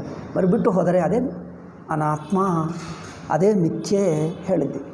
ಯಾವುದು ಬಿಟ್ಟು ಹೋಗ್ತದೋ ಅದು ನಿಜವಲ್ಲ. ಯಾವುದು ನೀವು ಎಲ್ಲಿ ಹೋದರೂ ನೀವು ಎಚ್ಚರದಲ್ಲಿ ಇರುತ್ತದೆ ಅರಿವು, ಕನಸಿನಲ್ಲಿ ಇರುತ್ತದೆ, ಸುಷುಪ್ತಿಯಲ್ಲಿ ಅರಿವು. ಇನ್ನೇನು? ಅರಿವು ಹೋಗುವುದೆಂಬುದು ಇಲ್ಲವೇ ಇಲ್ಲ. ಅರಿವಿನಲ್ಲಿ ಅನೇಕ ಪದಾರ್ಥಗಳು ತೋರ್ಕೊಳ್ತವೆ, ಬಿಡುತ್ತವೆ, ವೃತ್ತಿಗಳು ಬರುತ್ತವೆ. ಅಂದರೆ ಮತ್ತೊಂದು ಸಲ ಹೇಳಬೇಕಾದರೆ, ಒಂದು ವೃತ್ತಿ ಸಿದ್ಧ, ಇನ್ನೊಂದು ಸ್ವತಃಸಿದ್ಧ. ಸ್ವತಃಸಿದ್ಧ ಅಂದರೆ ವೃತ್ತಿ ಬೇಕಾಗಿಲ್ಲದೆ ಸಿದ್ಧ. ವೃತ್ತಿ ಬೇಕಾಗಿಲ್ಲದೆ ಸಿದ್ಧವಾದರೆ ಅದು ಆತ್ಮ, ಅದು ಸತ್ಯ, ಅದು ಆತ್ಮ. ಯಾವುದು ವೃತ್ತಿ ಮೂಲಕ ಗೊತ್ತಾಗ್ತದೋ ಅದು ಅನಾತ್ಮ, ಅದು ಮಿಥ್ಯೆ. ವೃತ್ತಿ ಸಿದ್ಧ, ಸ್ವತಃ ಸಿದ್ಧ, ಈ ಎರಡು ವಿವೇಕ ಮಾಡಿ. ಈಗ ನಮಗೇನು ಅನಿಸುತ್ತಾ ಇದೆ, ಅಧ್ಯಾಸ ಅಂದರೆ ಏನು, ಅವಿದ್ಯೆ ಏನು, ಈ ವೃತ್ತಿ ಸಿದ್ಧ ಸ್ವತಃ ಸಿದ್ಧ ಎರಡು ಒಂದಾಗಿಬಿಟ್ಟಿವೆ. ನಮಗೆ ಅದಾದು ವ್ಯತ್ಯಾಸನೇ ಗೊತ್ತಾಗ್ತಾ ಇಲ್ಲ. ಈ ಅಹಂ ಬುದ್ಧಿ ನಿಜವಾಗಿದೆ ಅನಿಸುತ್ತದೆ ಅಲ್ಲವೇ? ನಾನೆಂಬ ಬುದ್ಧಿ ಇದೆಲ್ಲ ಇದು ಮಿಥ್ಯಪ್ಪ ಎಂದು ಹೇಳ್ತಾರೆ. ಮಿಥ್ಯೆ ಏಕೆ ಅಂದರೆ ಇದು ಬಿಟ್ಟು ಹೋಗ್ತಾ ಇದೆ, ಈ ಅನುಭವವಿಲ್ಲ ನಮಗೆ. ಆ ಇರವು ಇದೆ, ಅದಕ್ಕೆ ನಾನೆಂಬ ವೃತ್ತಿ ಇಲ್ಲ. ನಾನೆಂಬ ವೃತ್ತಿ ಇಲ್ಲದ ಇರವು ಅರಿವು ಇದೆ ನೋಡಿ, ಅದು ತಾನೇ ಇರುತ್ತಾ ಇದೆ. ಅದು ಎಂದಿಗೂ ಇರುತ್ತದೆ, ಅದು ಸತ್ಯ. ಈ ನಾನು ವೃತ್ತಿಯನ್ನು ಮಿಥ್ಯೆ ಎಂದು ಹೇಳ್ತೀವಿ. ಅವನು ಹೇಳ್ತಾನೆ, ನಾನು ವೃತ್ತಿ ಬಿಟ್ಟು ಹೋಗುವುದರಿಂದ ಮಿಥ್ಯ ಹೇಳ್ತೀರಾ? ಹೌದು ಎಂದು. ಅದು ಬಿಟ್ಟು ಹೋಗೋದೇ ಇಲ್ಲ ಅವನು ಹೇಳ್ತಾನೆ. ಆ ಪೂರ್ವ ಪಕ್ಷ ಶಿಷ್ಯ ಏನು ಹೇಳ್ತಾನೆ, ಅಹಂ ವೃತ್ತಿ ಬಿಟ್ಟೇ ಹೋಗಲ್ಲವೇ, ತೋರಿಸಿ ಯಾವಾಗ ಬಿಟ್ಟು ಹೋಯಿತು. ಎಚ್ಚರದಲ್ಲಿ ಮಿಕ್ಕ ಪದಾರ್ಥಗಳು ಬದಲಾಯಿಸ್ತವೆ. ನಾನು ಇಲ್ಲಿಂದ ಆ ಊರಿಗೆ ಹೋಗ್ತೀನಿ, ಆ ಊರಿನಿಂದ ಇಲ್ಲಿಗೆ ಬರ್ತೀನಿ, ಇಲ್ಲಿಂದ ಪದಾರ್ಥಗಳೆಲ್ಲ ಹೋಗುತ್ತವೆ. ಕಣ್ಣು ಮುಚ್ಕೊಳ್ತೀನಿ, ಕಣ್ಣು ತೆಗೀತೀನಿ, ಮಿಕ್ಕ ಪ್ರಪಂಚವೆಲ್ಲ ಬದಲಾಯಿಸ್ತದೆ, ಮನುಷ್ಯರು ಬದಲಾಯಿಸ್ತಾರೆ, ಎಲ್ಲವೂ ಬದಲಾಯಿಸ್ತದೆ. ನಾನು ಬುದ್ಧಿ ಹೋಗುವುದು ಎಲ್ಲಿ ನೋಡಿದ್ದಿ? ನಾನು ಬುದ್ಧಿ ಹೋಗುವುದು ನೋಡಲೇ ಇಲ್ಲ. ನಾನು ಬುದ್ಧಿ ಎಂದಿಗೂ ಇದೆ. ಕನಸಿನಲ್ಲಿ ನಾನೇ ಇದ್ದೀನಲ್ಲ, ಹೀಗೆ ಮಾತಾಡ್ತಾರೆ. ಈ ಎಚ್ಚರ ನಾನೇ ಕನಸಿಗೆ ಹೋಗಿ ನೋಡಿ ಬರ್ತೀನಿ. ಲೌಕಿಕರು ಹೀಗೆ ತಿಳ್ಕೊಳ್ತಾರೆ. ಈ ಎಚ್ಚರ ನಾನೇ ಕನಸಿಗೆ ಹೋಗಿ ಸ್ವಲ್ಪ ಹೊತ್ತು ಕನಸು ನೋಡಿಬಿಟ್ಟು ನಾನೇ ಬರ್ತೀನಿ, ನಾನೇ ಇರ್ತೀನಿ ಅಲ್ಲಿ. ಅದಕ್ಕೋಸ್ಕರ ನಾನು ಎಚ್ಚರಕ್ಕೆ ಬಂದಾಗ ಕನಸೆಲ್ಲ ನೆನಪಿಸ್ಕೊಳ್ತೀನಲ್ಲ, ಅಂದರೆ ನಾನೇ ಇದ್ದೆ, ನಾನೇ ಕನಸು ನೋಡಿ ಬಂದೆ, ನಾನೇ ಎಚ್ಚರದಲ್ಲಿದ್ದೀನಿ, ನಾನೇ ಕನಸಿನಲ್ಲಿ ನೋಡಿ ಬಂದೆ. ಸುಷುಪ್ತಿಯಲ್ಲಿ ನಾನೇ ಮಲ್ಕೊಂಡು ನಾನೇ ಬಂದೆ. ಅಂದರೆ ನಾನೆಂಬುದು 3 ಅವಸ್ಥೆಗಳಲ್ಲಿತ್ತು. ಮರೀಗ ನಾನು ಮಿಥ್ಯ ಯಾವಾಗಾಯಿತು? ನಾನಿದ್ದೇ ಇದೆ. ಆದ್ದರಿಂದ ಈ ನಾನೆಂಬ ಬುದ್ಧಿ ಹೋಗುವುದು ನಮಗೆ ಗೊತ್ತಾಗ್ತಾ ಇಲ್ಲ. ಕನಸಿನಲ್ಲಿ ಯಾವುದೇ ಒಂದು ನಾನು ಬುದ್ಧಿ ಇದೆ, ಎಚ್ಚರಕ್ಕೆ ಬಂದಾಗ ಈ ನಾನೇ ಅಲ್ಲಿದ್ದೇನೆ ಅನಿಸುತ್ತದೆ ಲೌಕಿಕರಿಗೆ. ಅಜ್ಞಾನಿಗೆ, ಲೌಕಿಕರಿಗೆ ಹಾಗೆ ಅನಿಸುತ್ತೆ. ಈಗ ಸುಷುಪ್ತಿಯಲ್ಲಿ ಏನೂ ಇಲ್ಲವಲ್ಲ ಅನಿಸುತ್ತದೆ, ಆದರೆ ಎಚ್ಚರಕ್ಕೆ ಬಂದಾಗ ನಾನೇ, ಆ ಸುಷುಪ್ತಿ ಎಲ್ಲ ಮಲ್ಕೊಂಡಿದ್ದು ನಾನೇ ಅಲ್ಲವೇ? ಸುಷುಪ್ತಿ ಯಾರ್ದಪ್ಪ ಅಂದರೆ ನಾನೇ. ಈ ಎಚ್ಚರದಲ್ಲಿ ಮಾತಾಡುವ ವ್ಯಕ್ತಿ ಇದ್ದಾನೆ, ಈ ನಾನೇ ಅಲ್ಲಿದ್ದೆ, ನಾನೇ ಮಲ್ಕೊಂಡು ಬಂದೆ. ಅಂದರೆ ಈ ನಾನು ಎಚ್ಚರದಲ್ಲಿದೆ, ಕನಸಿನಲ್ಲಿದೆ, ಸುಷುಪ್ತಿಯಲ್ಲಿದೆ. 3 ಅವಸ್ಥೆಗಳಲ್ಲಿರುವುದರಿಂದ ನಾನು ಬುದ್ಧಿ ನಿತ್ಯ ಸತ್ಯ ಅನಿಸುತ್ತಾ ಇದೆ. ಇದು ಅಧ್ಯಾಸ, ಇದು ಭ್ರಾಂತಿ. ಶಾಸ್ತ್ರ ಹೇಳ್ತದೆ, ನಿಮಗೆ ಅನಿಸುತ್ತಾ ಇದೆ ನೋಡಿ, ನಾನು ಬುದ್ಧಿ ಎಂದಿಗೂ ಇದೆ, ಎಚ್ಚರದಲ್ಲಿದೆ, ಕನಸಿನಲ್ಲಿದೆ, ಸುಷುಪ್ತಿಯಲ್ಲಿದೆ, ಇದ್ದೇ ಇರುತ್ತದೆ, ಯಾವಾಗಲೂ ಹೋಗುವುದೇ ಇಲ್ಲ. ಮಿಕ್ಕ ಪ್ರಪಂಚ ಬದಲಾಯಿಸ್ತದೆ, ನಾನು ಬುದ್ಧಿ ಮಾತ್ರ ಹೋಗೋದೇ ಇಲ್ಲ. ಅಯ್ಯೋ ಇದೇನಪ್ಪ? ಹೌದು, ನೀವು ಅನುಭವಾನುಸಾರವಾಗಿ ನೋಡಿ ಎಂದು ಹೇಳಿದ್ದೀರಲ್ಲ ಗುರುಗಳೇ, ನಾನು ಅನುಭವಾನುಸಾರವಾಗಿ ಹೇಳ್ತಾ ಇದ್ದೀನಿ. ನಾನೆಂಬ ಬುದ್ಧಿ ಎಂದಿಗೂ ಇದೆ, ಇದೇ ಅನುಭವ. ಏನು ಮಾಡೋದು?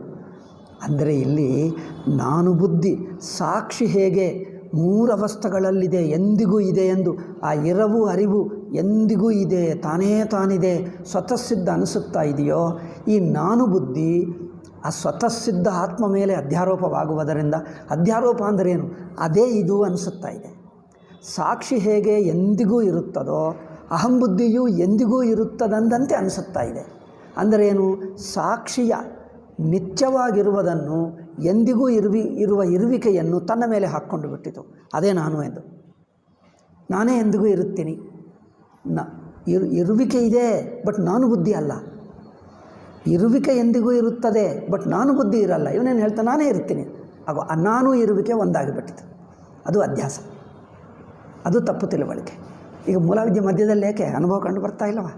ನೇರಾಗಿ ಇನ್ನೊಂದು ಕಲ್ಪನೆ, ಈ ಅನುಭವವನ್ನು ವಿಚಾರ ಮಾಡೋಕ್ಕೆ ಬರದೇ ಇರುವುದರಿಂದ ಹೊರಗೆ ನೋಡೋದು.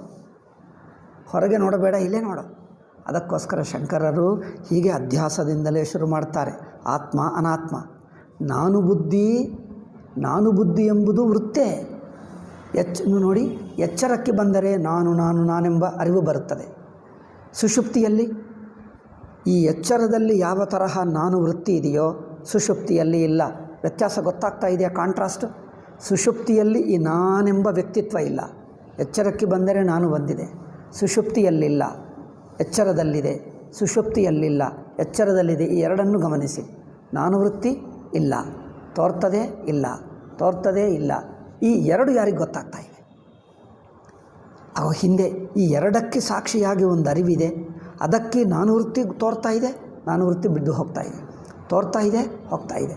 ಅಂದರೆ ಅದು ಏನು ಬರದೇ ಹೋಗದೇ ಇರುವ ಸ್ವತಃಸಿದ್ಧ ಇರವು ಆ ಸಾಕ್ಷಿ ಎಂದಿಗೂ ಇದೆ, ನಾನು ವೃತ್ತಿ ಮಾತ್ರ ಹೋಗ್ತಾ ಇದೆ. ಅಂದರೆ ನಾನು ವೃತ್ತಿ ನಮಗೆ ತೋರ್ತಾ ಇದೆ, ನಾನೇ ಆಗಿಬಿಟ್ಟರೆ ತೋರುತ್ತಿರಲಿಲ್ಲ. ನಾನೇ ಆಗಿಬಿಟ್ಟರೆ ಬಟ್ ನಾನು ಎಚ್ಚರಕ್ಕೆ ಬಂದರೆ ಈಗ ಈ ನಾನು ಎಂದು ಅರಿವು ಬಂದು ಬಿಡ್ತಾ ಇದೆ. ಅರಿವು ಅಂದರೆ ವೃತ್ತಿ, ನಾನೆಂಬ ಅರಿವು ಅಂದರೆ ನಾನೆಂಬ ಅರಿವು ರೂಪ ವೃತ್ತಿ, ನಾನೆಂಬ ವೃತ್ತಿ ಬರ್ತಾ ಇದೆ, ಗೊತ್ತಾಗ್ತಾ ಇದೆ. ಸುಷುಪ್ತಿಯಲ್ಲಿ ನಾನೆಂಬ ವೃತ್ತಿ ಇಲ್ಲ. ಅಂದರೆ ವೃತ್ತಿ ಗೊತ್ತಾಗ್ತಾ ಇದೆ, ಅಂದರೆ ಇದು ಅನಾತ್ಮ. ಅನಾತ್ಮ ಹೇಗೆ ನಿಶ್ಚಯ ಮಾಡಬೇಕಂದ್ರೆ ಇದು ಈ ವೃತ್ತಿಯನ್ನು, ಅಹಂ ವೃತ್ತಿಯನ್ನು ಸಾಕ್ಷಿ ಎಂದು ತಿಳ್ಕೊಂಡು ಬಿಟ್ಟು ಎಂದಿಗೂ ತಾನೇ ಇದೆ ಎಂದು ನೋಡ್ತಾನೆ. ಅಂದರೆ ಅಹಂ ವೃತ್ತಿಯಾಗಿದ್ದುಕೊಂಡು ಇದಂ ವೃತ್ತಿ ಎಲ್ಲ ಹೋಗ್ತಾ ಇದೆ, ಬರ್ತಾ ಇದೆ. ಇದಂ ಇದು ಎನ್ನುವುದು ಹೋಗ್ತದೆ, ಬರುತ್ತದೆ. ಅಹಂ ವೃತ್ತಿ ಎಂದಿಗೂ ಇದೆ ಅಲ್ಲವೇ, ಅದರಿಂದ ಇದೇ ಆತ್ಮ ಅಂದ್ಕೊಳ್ತಾ ಇತ್ತು. ಎಂದಿಗೂ ಇದೆ ಅಂದರೆ ಇದೇ ಸತ್ಯ, ಇದೇ ಸಾಕ್ಷಿ, ಇದೇ ಎಂದಿಗೂ ಇದೆ. ಈಗ ಉಪದೇಶ ಏನು ಮಾಡಬೇಕು ಶಾಸ್ತ್ರದಿಂದ ಅಂದರೆ ಈ ನಾನು ವೃತ್ತಿಯನ್ನು ಎಂದಿಗೂ ಇದ್ದಂತೆ ನೋಡ್ತಾ ಇದ್ದೀಯಲ್ಲ, ಅದು ಎಂದಿಗೂ ಇರುವುದಲ್ಲ, ಅಂದರೆ ಅದು ಆತ್ಮ ಅಲ್ಲ. ಅದು ಹೇಗೆ? ಈಗ ಅನುಭವ, ನಿಮ್ಮ ಅನುಭವನೇ ಹೇಳ್ತೇನೆ ನೋಡಿ. ಸುಷುಪ್ತಿಯಲ್ಲಿ ತಾನಿದ್ದಾನೆ, ನಾನೆಂಬ ವೃತ್ತಿ ಬಿಟ್ಟು ಇದ್ದಾನೆ. ಅಂದರೆ ನಾನು ವೃತ್ತೇ ಆತ್ಮ ಆಗಿಬಿಟ್ಟರೆ ಅದು ಬಿಡುತ್ತಿರಲಿಲ್ಲ. ಈ ನಾನೆಂಬ ವ್ಯಕ್ತಿತ್ವ ಬುದ್ಧಿ ಇದೆ ನೋಡಿ, ಎಚ್ಚರದಲ್ಲಿದೆ, ಕನಸಿನಲ್ಲಿದೆ, ಸುಷುಪ್ತಿಯಲ್ಲಿ ವ್ಯಕ್ತಿತ್ವ ಇಲ್ಲ. ಆ ವ್ಯಕ್ತಿತ್ವ ಬಿಟ್ಟಾಗ ಇದ್ದಿ ನೋಡಿ, ಅದು ನಿಜವಾದ ನೀನು. ಯಾವುದು ಬಿಟ್ಟು ಹೋಗ್ತದೋ ಅದು ನೀನಲ್ಲ, ಯಾವುದು ಬಿಡಲ್ಲವೋ ಅದು ತಾನು. ಇಷ್ಟು ವಿವೇಕ ಮಾಡಬೇಕು. ಆತ್ಮ ಅನಾತ್ಮ. ನಮ್ಮೊಬ್ಬ ಗುರುಗಳು ಹೇಳ್ತಾರೆ, ఉన్నది ఉన్నట్లుగా చూడాలి, లేనిది లేనట్టుగా, ಇದ್ದನ್ನು ಇದ್ದ ಹಾಗೆ ನೋಡು, ಈ ಇಲ್ಲದನ್ನು ಇಲ್ಲ ಹಾಗೆ ನೋಡು, ಅಷ್ಟೇ ಜ್ಞಾನ ಹೇಳುತ್ತಿದ್ದಾರೆ. ಅಷ್ಟೇ. ಈ ವಿಂಗಡ ಮಾಡೋಕ್ಕಾಗ್ತಾ ಇಲ್ಲ.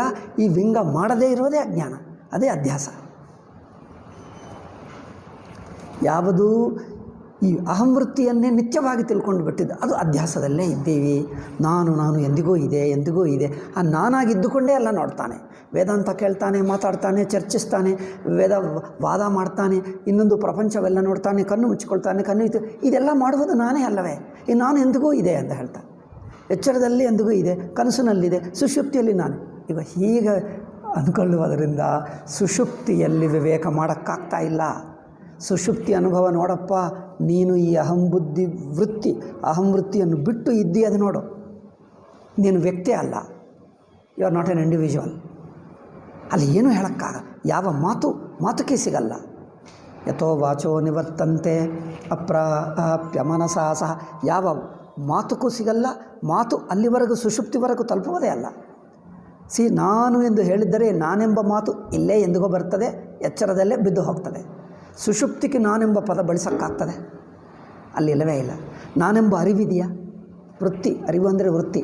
ಆ ನಾನೆಂಬುದು ಇಲ್ಲಿ ಎಚ್ಚರಕ್ಕೆ, ಈ ಎಚ್ಚರ ಬಿಟ್ಟರೆ ಆ ನಾನು ವೃತ್ತಿ ಅಲ್ಲಿವರೆಗೂ ಹೋಗೋದೇ ಇಲ್ಲ. ಆ ನಾನು ವೃತ್ತಿ ಬಿಟ್ಟು ದಾಟಿ ತಾನಿದ್ದಾನೆ, ತಾನು ಮಾತ್ರ ಇದ್ದಾನೆ, ಯಾರೂ ನಿರಾಕರಿಸೋಕ್ಕಾಗಲ್ಲ.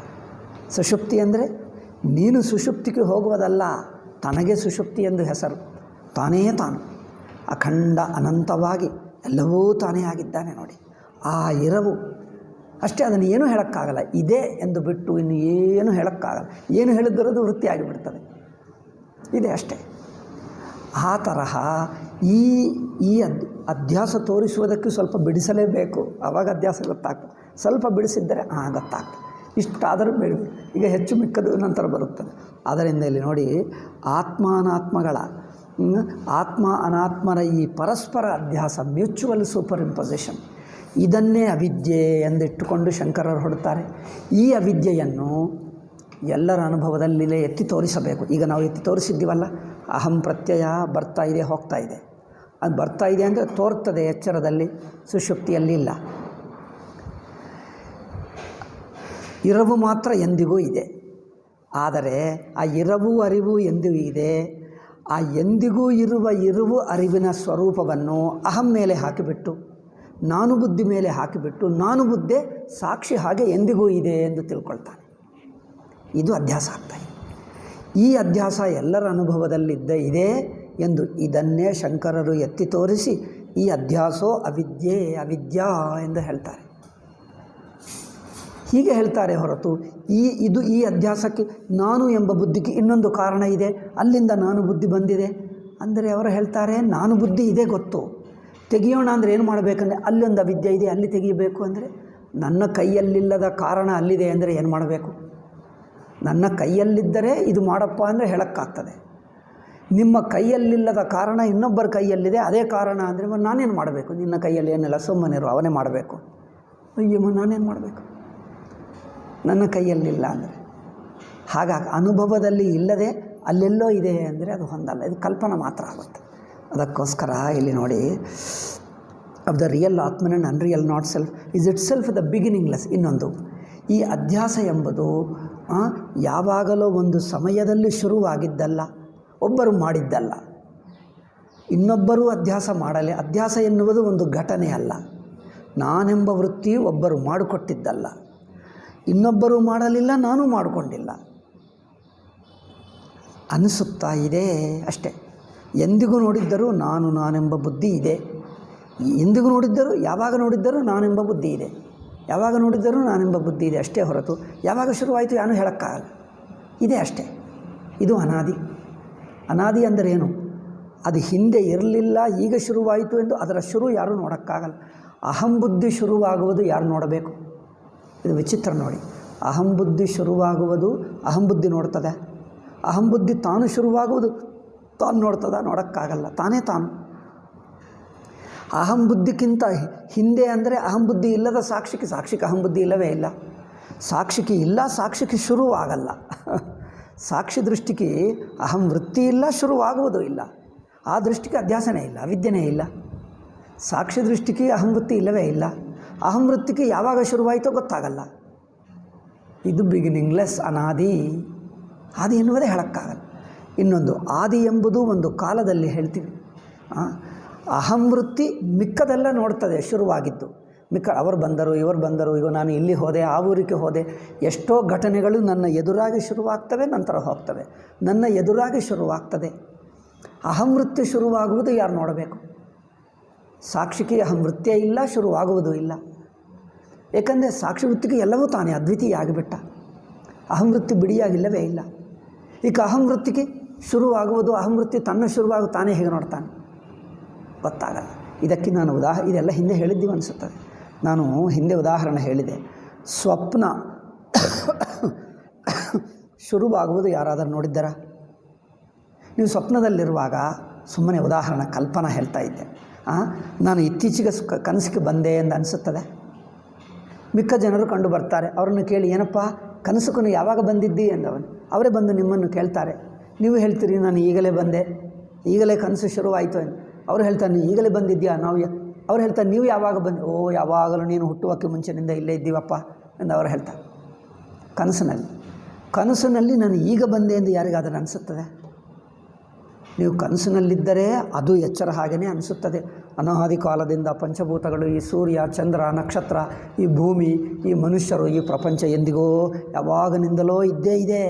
ಯಾವಾಗ ಶುರುವಾಯಿತೋ ಯಾರೂ ಹೇಳೋಕ್ಕಾಗಲ್ಲ. ಕನಸಿನ ಪ್ರಪಂಚವು ಹೇಗೆ ಅನಾದಿ ಅನಿಸುತ್ತದೋ, ನಾನು ಈಗನೇ ಬಂದೆ ಎಂದು ಯಾರಿಗೂ ಅನಿಸಲ್ಲ. ಅದು ಅನಾದಿ. ಹಾಗೇ ಇದು ಅನಾದಿ. ಯಾವಾಗ ಶುರುವಾಯಿತು ಗೊತ್ತಾಗಲ್ಲ. ಎಚ್ಚರ ಅವಸ್ಥದಲ್ಲಿರುವಾಗ ಕಾಲ ಅನುಭವಕ್ಕೆ ಬರುತ್ತದೆ. ಅವಸ್ಥೆ ಒಳಗೆ ಎಷ್ಟೋ ಪದಾರ್ಥಗಳು ಶುರುವಾಗ್ತವೆ, ಹೋಗ್ತವೆ, ಬರುತ್ತವೆ. ಇದು ಕಾಲದಲ್ಲಿ ನೋಡಬಹುದು. ಎಚ್ಚರ ಅವಸ್ಥೆ ಒಳಗಿನ ಅಥವಾ ಕನಸಿನ ಅವಸ್ಥನ ಒಳಗಿನ ಪದಾರ್ಥಗಳು ಶುರುವಾಗುವುದು, ಹೋಗುವುದು ನೋಡಬಹುದು. ಅವಸ್ಥೆನೇ ಶುರುವಾಗಿದ್ದು ಯಾರು ನೋಡ್ತಾರೆ?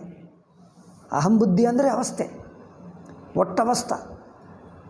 ಅಹಂಬುದ್ಧಿ, ಕನಸಿನ ಅಹಂಬುದ್ಧಿ ಅಂದರೆ ಒಟ್ಟು ಕನಸಿನ ಅವಸ್ಥೆ. ಅಹಂಬುದ್ಧಿ, ಕನಸಿನ ಅವಸ್ಥೆ ಎರಡೂ ಒಂದೇ. ಅಹಂಬುದ್ಧಿ ಶುರುವಾಗುವುದು ಯಾರೂ ನೋಡೋಕ್ಕಾಗಲ್ಲ. ಕನಸಿನ ಅವಸ್ಥೆ ಶುರುವಾಗುವುದು ಕನಸಿನ ವ್ಯಕ್ತಿ ನೋಡೋಕ್ಕಾಗಲ್ಲ. ಸಾಕ್ಷಿಗೆ ಅವಸ್ಥೆನೇ ಇಲ್ಲ ನೋಡಿ. ಕನಸಿನ ಅವಸ್ಥೆಯ ಸಾಕ್ಷಿಗೆ ಕನಸೇ ಇಲ್ಲ. ಕನಸಿನ ವ್ಯಕ್ತಿ ಅಂದರೆ ಅಹಂಬುದ್ಧಿ. ಕನಸಿನ ವ್ಯಕ್ತಿ, ಕನಸಿನ ಅಹಂಬುದ್ಧಿ, ಕನಸಿನ ಅವಸ್ಥೆ ಮೂರೂ ಒಂದೇ. ಸುಮ್ಮನೆ ಮಾತು ಭೇದನೆ ಹೊರತು ಅನುಭವ ಒಂದೇ. ಅನುಭವದಲ್ಲಿ ಮೂರೂ ಒಂದೇ. ಹಾಗೇ ಎಚ್ಚರ ವ್ಯಕ್ತಿ, ಎಚ್ಚರ ಅಹಂಬುದ್ಧಿ, ಎಚ್ಚರ ಅವಸ್ಥೆ ಮೂರೂ ಒಂದೇ. ಸುಮ್ಮನೆ ಹೆಸರುಗಳು ಬದಲಾವಣೆ. ಅಹಂಬುದ್ಧಿ ಯಾವಾಗ ಶುರುವಾಯಿತು? ನೀವು ಸುಷುಪ್ತಿಯಲ್ಲಿರುವಾಗ ಭಾಳ ಹೊತ್ತಾಯಿತು ಮಲ್ಕೊಂಡೆ, ಈಗ ನಾನು ಹೇಳೋಣ ಎಂದು ಯೋಚನೆ ಮಾಡಿ ಎದ್ದಿದ್ದೀರಾ? ಈ ನಾನು ಬುದ್ಧಿ ಶುರುವಾಗುವುದು ನೋಡಿದ್ದೀರಾ? ಎಚ್ಚರದಲ್ಲಿ ಇದ್ದಾಗ ನೋಡ್ತೀರಿ ಅಷ್ಟೇ. ಈ ನಾನೆಂಬುದು ಎಚ್ಚರದಲ್ಲಿದೆ, ಈ ನಾನೇ ಎಚ್ಚರ, ಇನ್ನೇನು. ನಾನು ಇದ್ದುಕೊಂಡೇ ನೋಡ್ತೀರೇ ಹೊರತು, ನಾನಾಗಿ ಇದ್ದುಕೊಂಡೇ ನೋಡ್ತೀರೇ ಹೊರತು ನಾನು ಶುರುವಾಗುವುದು ನೋಡ್ತಾರಾ?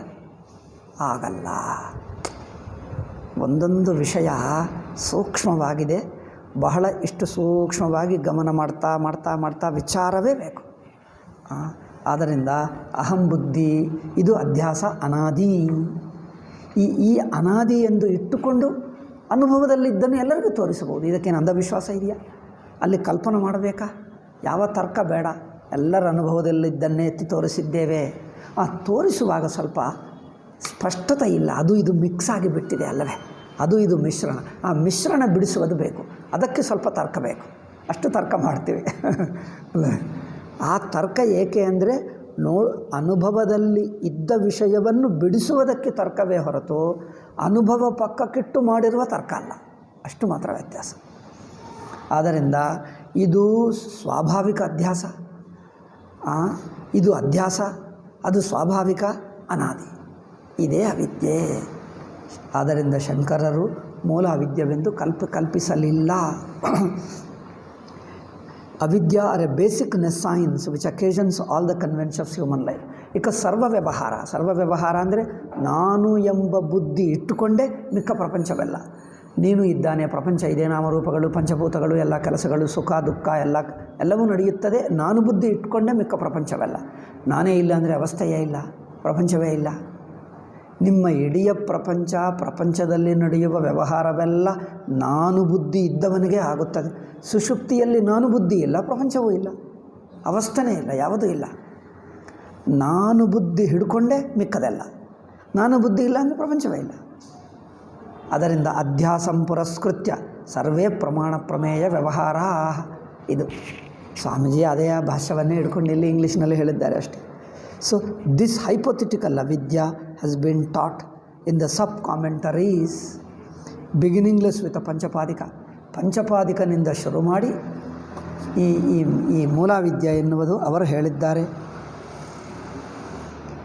ಏಕೆ ಅಂದರೆ ಅಧ್ಯಾಸವನ್ನು ಅನುಭವದಲ್ಲಿದ್ದನ್ನೇ ನೇರಾಗಿ ನೋಡೋಕ್ಕೆ ಆಗದೆ, ಅಥವಾ ಅವರಿಗೆ ಹೇಳುವ ಗುರುಗಳು ಹಾಗೆ ಹೇಳಲಿಲ್ಲ. ಇದಕ್ಕೆ ಇನ್ನೊಂದು ಕಾರಣ ಎಂದು ಹಾಗೆ ಹೇಳಿದರೆ ಅವರು ಹಾಗೆ ಒಪ್ಕೊಂಡು ಬಂದುಬಿಟ್ಟು. ಆನ್ ಶಂಕರಾಸ್ ಭಾಷ್ಯ ವಿತ್ ವೇರಿಯಿಂಗ್ ಥಿಯರೀಸ್. ಈ ಮೂಲಾವಿದ್ಯೆ ಕುರಿತು ಇನ್ನೂ ಕಲ್ಪನೆಗಳಿವೆ, ಅನೇಕ ಕಲ್ಪನೆಗಳು. ಭಾಮತಿ ಒಂದು ಮಾಡಿದ, ಪಂಚಪಾದಿಕ ಇನ್ನೊಂದು ಮಾಡಿದ, ಏನೇನೋ ಮಾಡಿದ್ದರು. It is responsible for the numerous conflicting interpretations. ಈ ಒಂದು ಮೂಲಾವಿದ್ಯದಿಂದ ಅನೇಕ ವ್ಯಾಖ್ಯಾನಗಳು, ಪರಸ್ಪರ ವಿರುದ್ಧ ವ್ಯಾಖ್ಯಾನಗಳು ಹೇಳಬೇಕಾಯಿತು. ಮೂಲಾವಿದ್ಯೆ ಯಾರಿಗಿರುತ್ತದೆ ಪ್ರಶ್ನೆ? ಬ್ರಹ್ಮಗಿರುತ್ತದ, ಜೀವನಿಗಿರುತ್ತದ? ಈಗ ಅಲ್ಲಿ ಕಲ್ಪನೆಗಳು.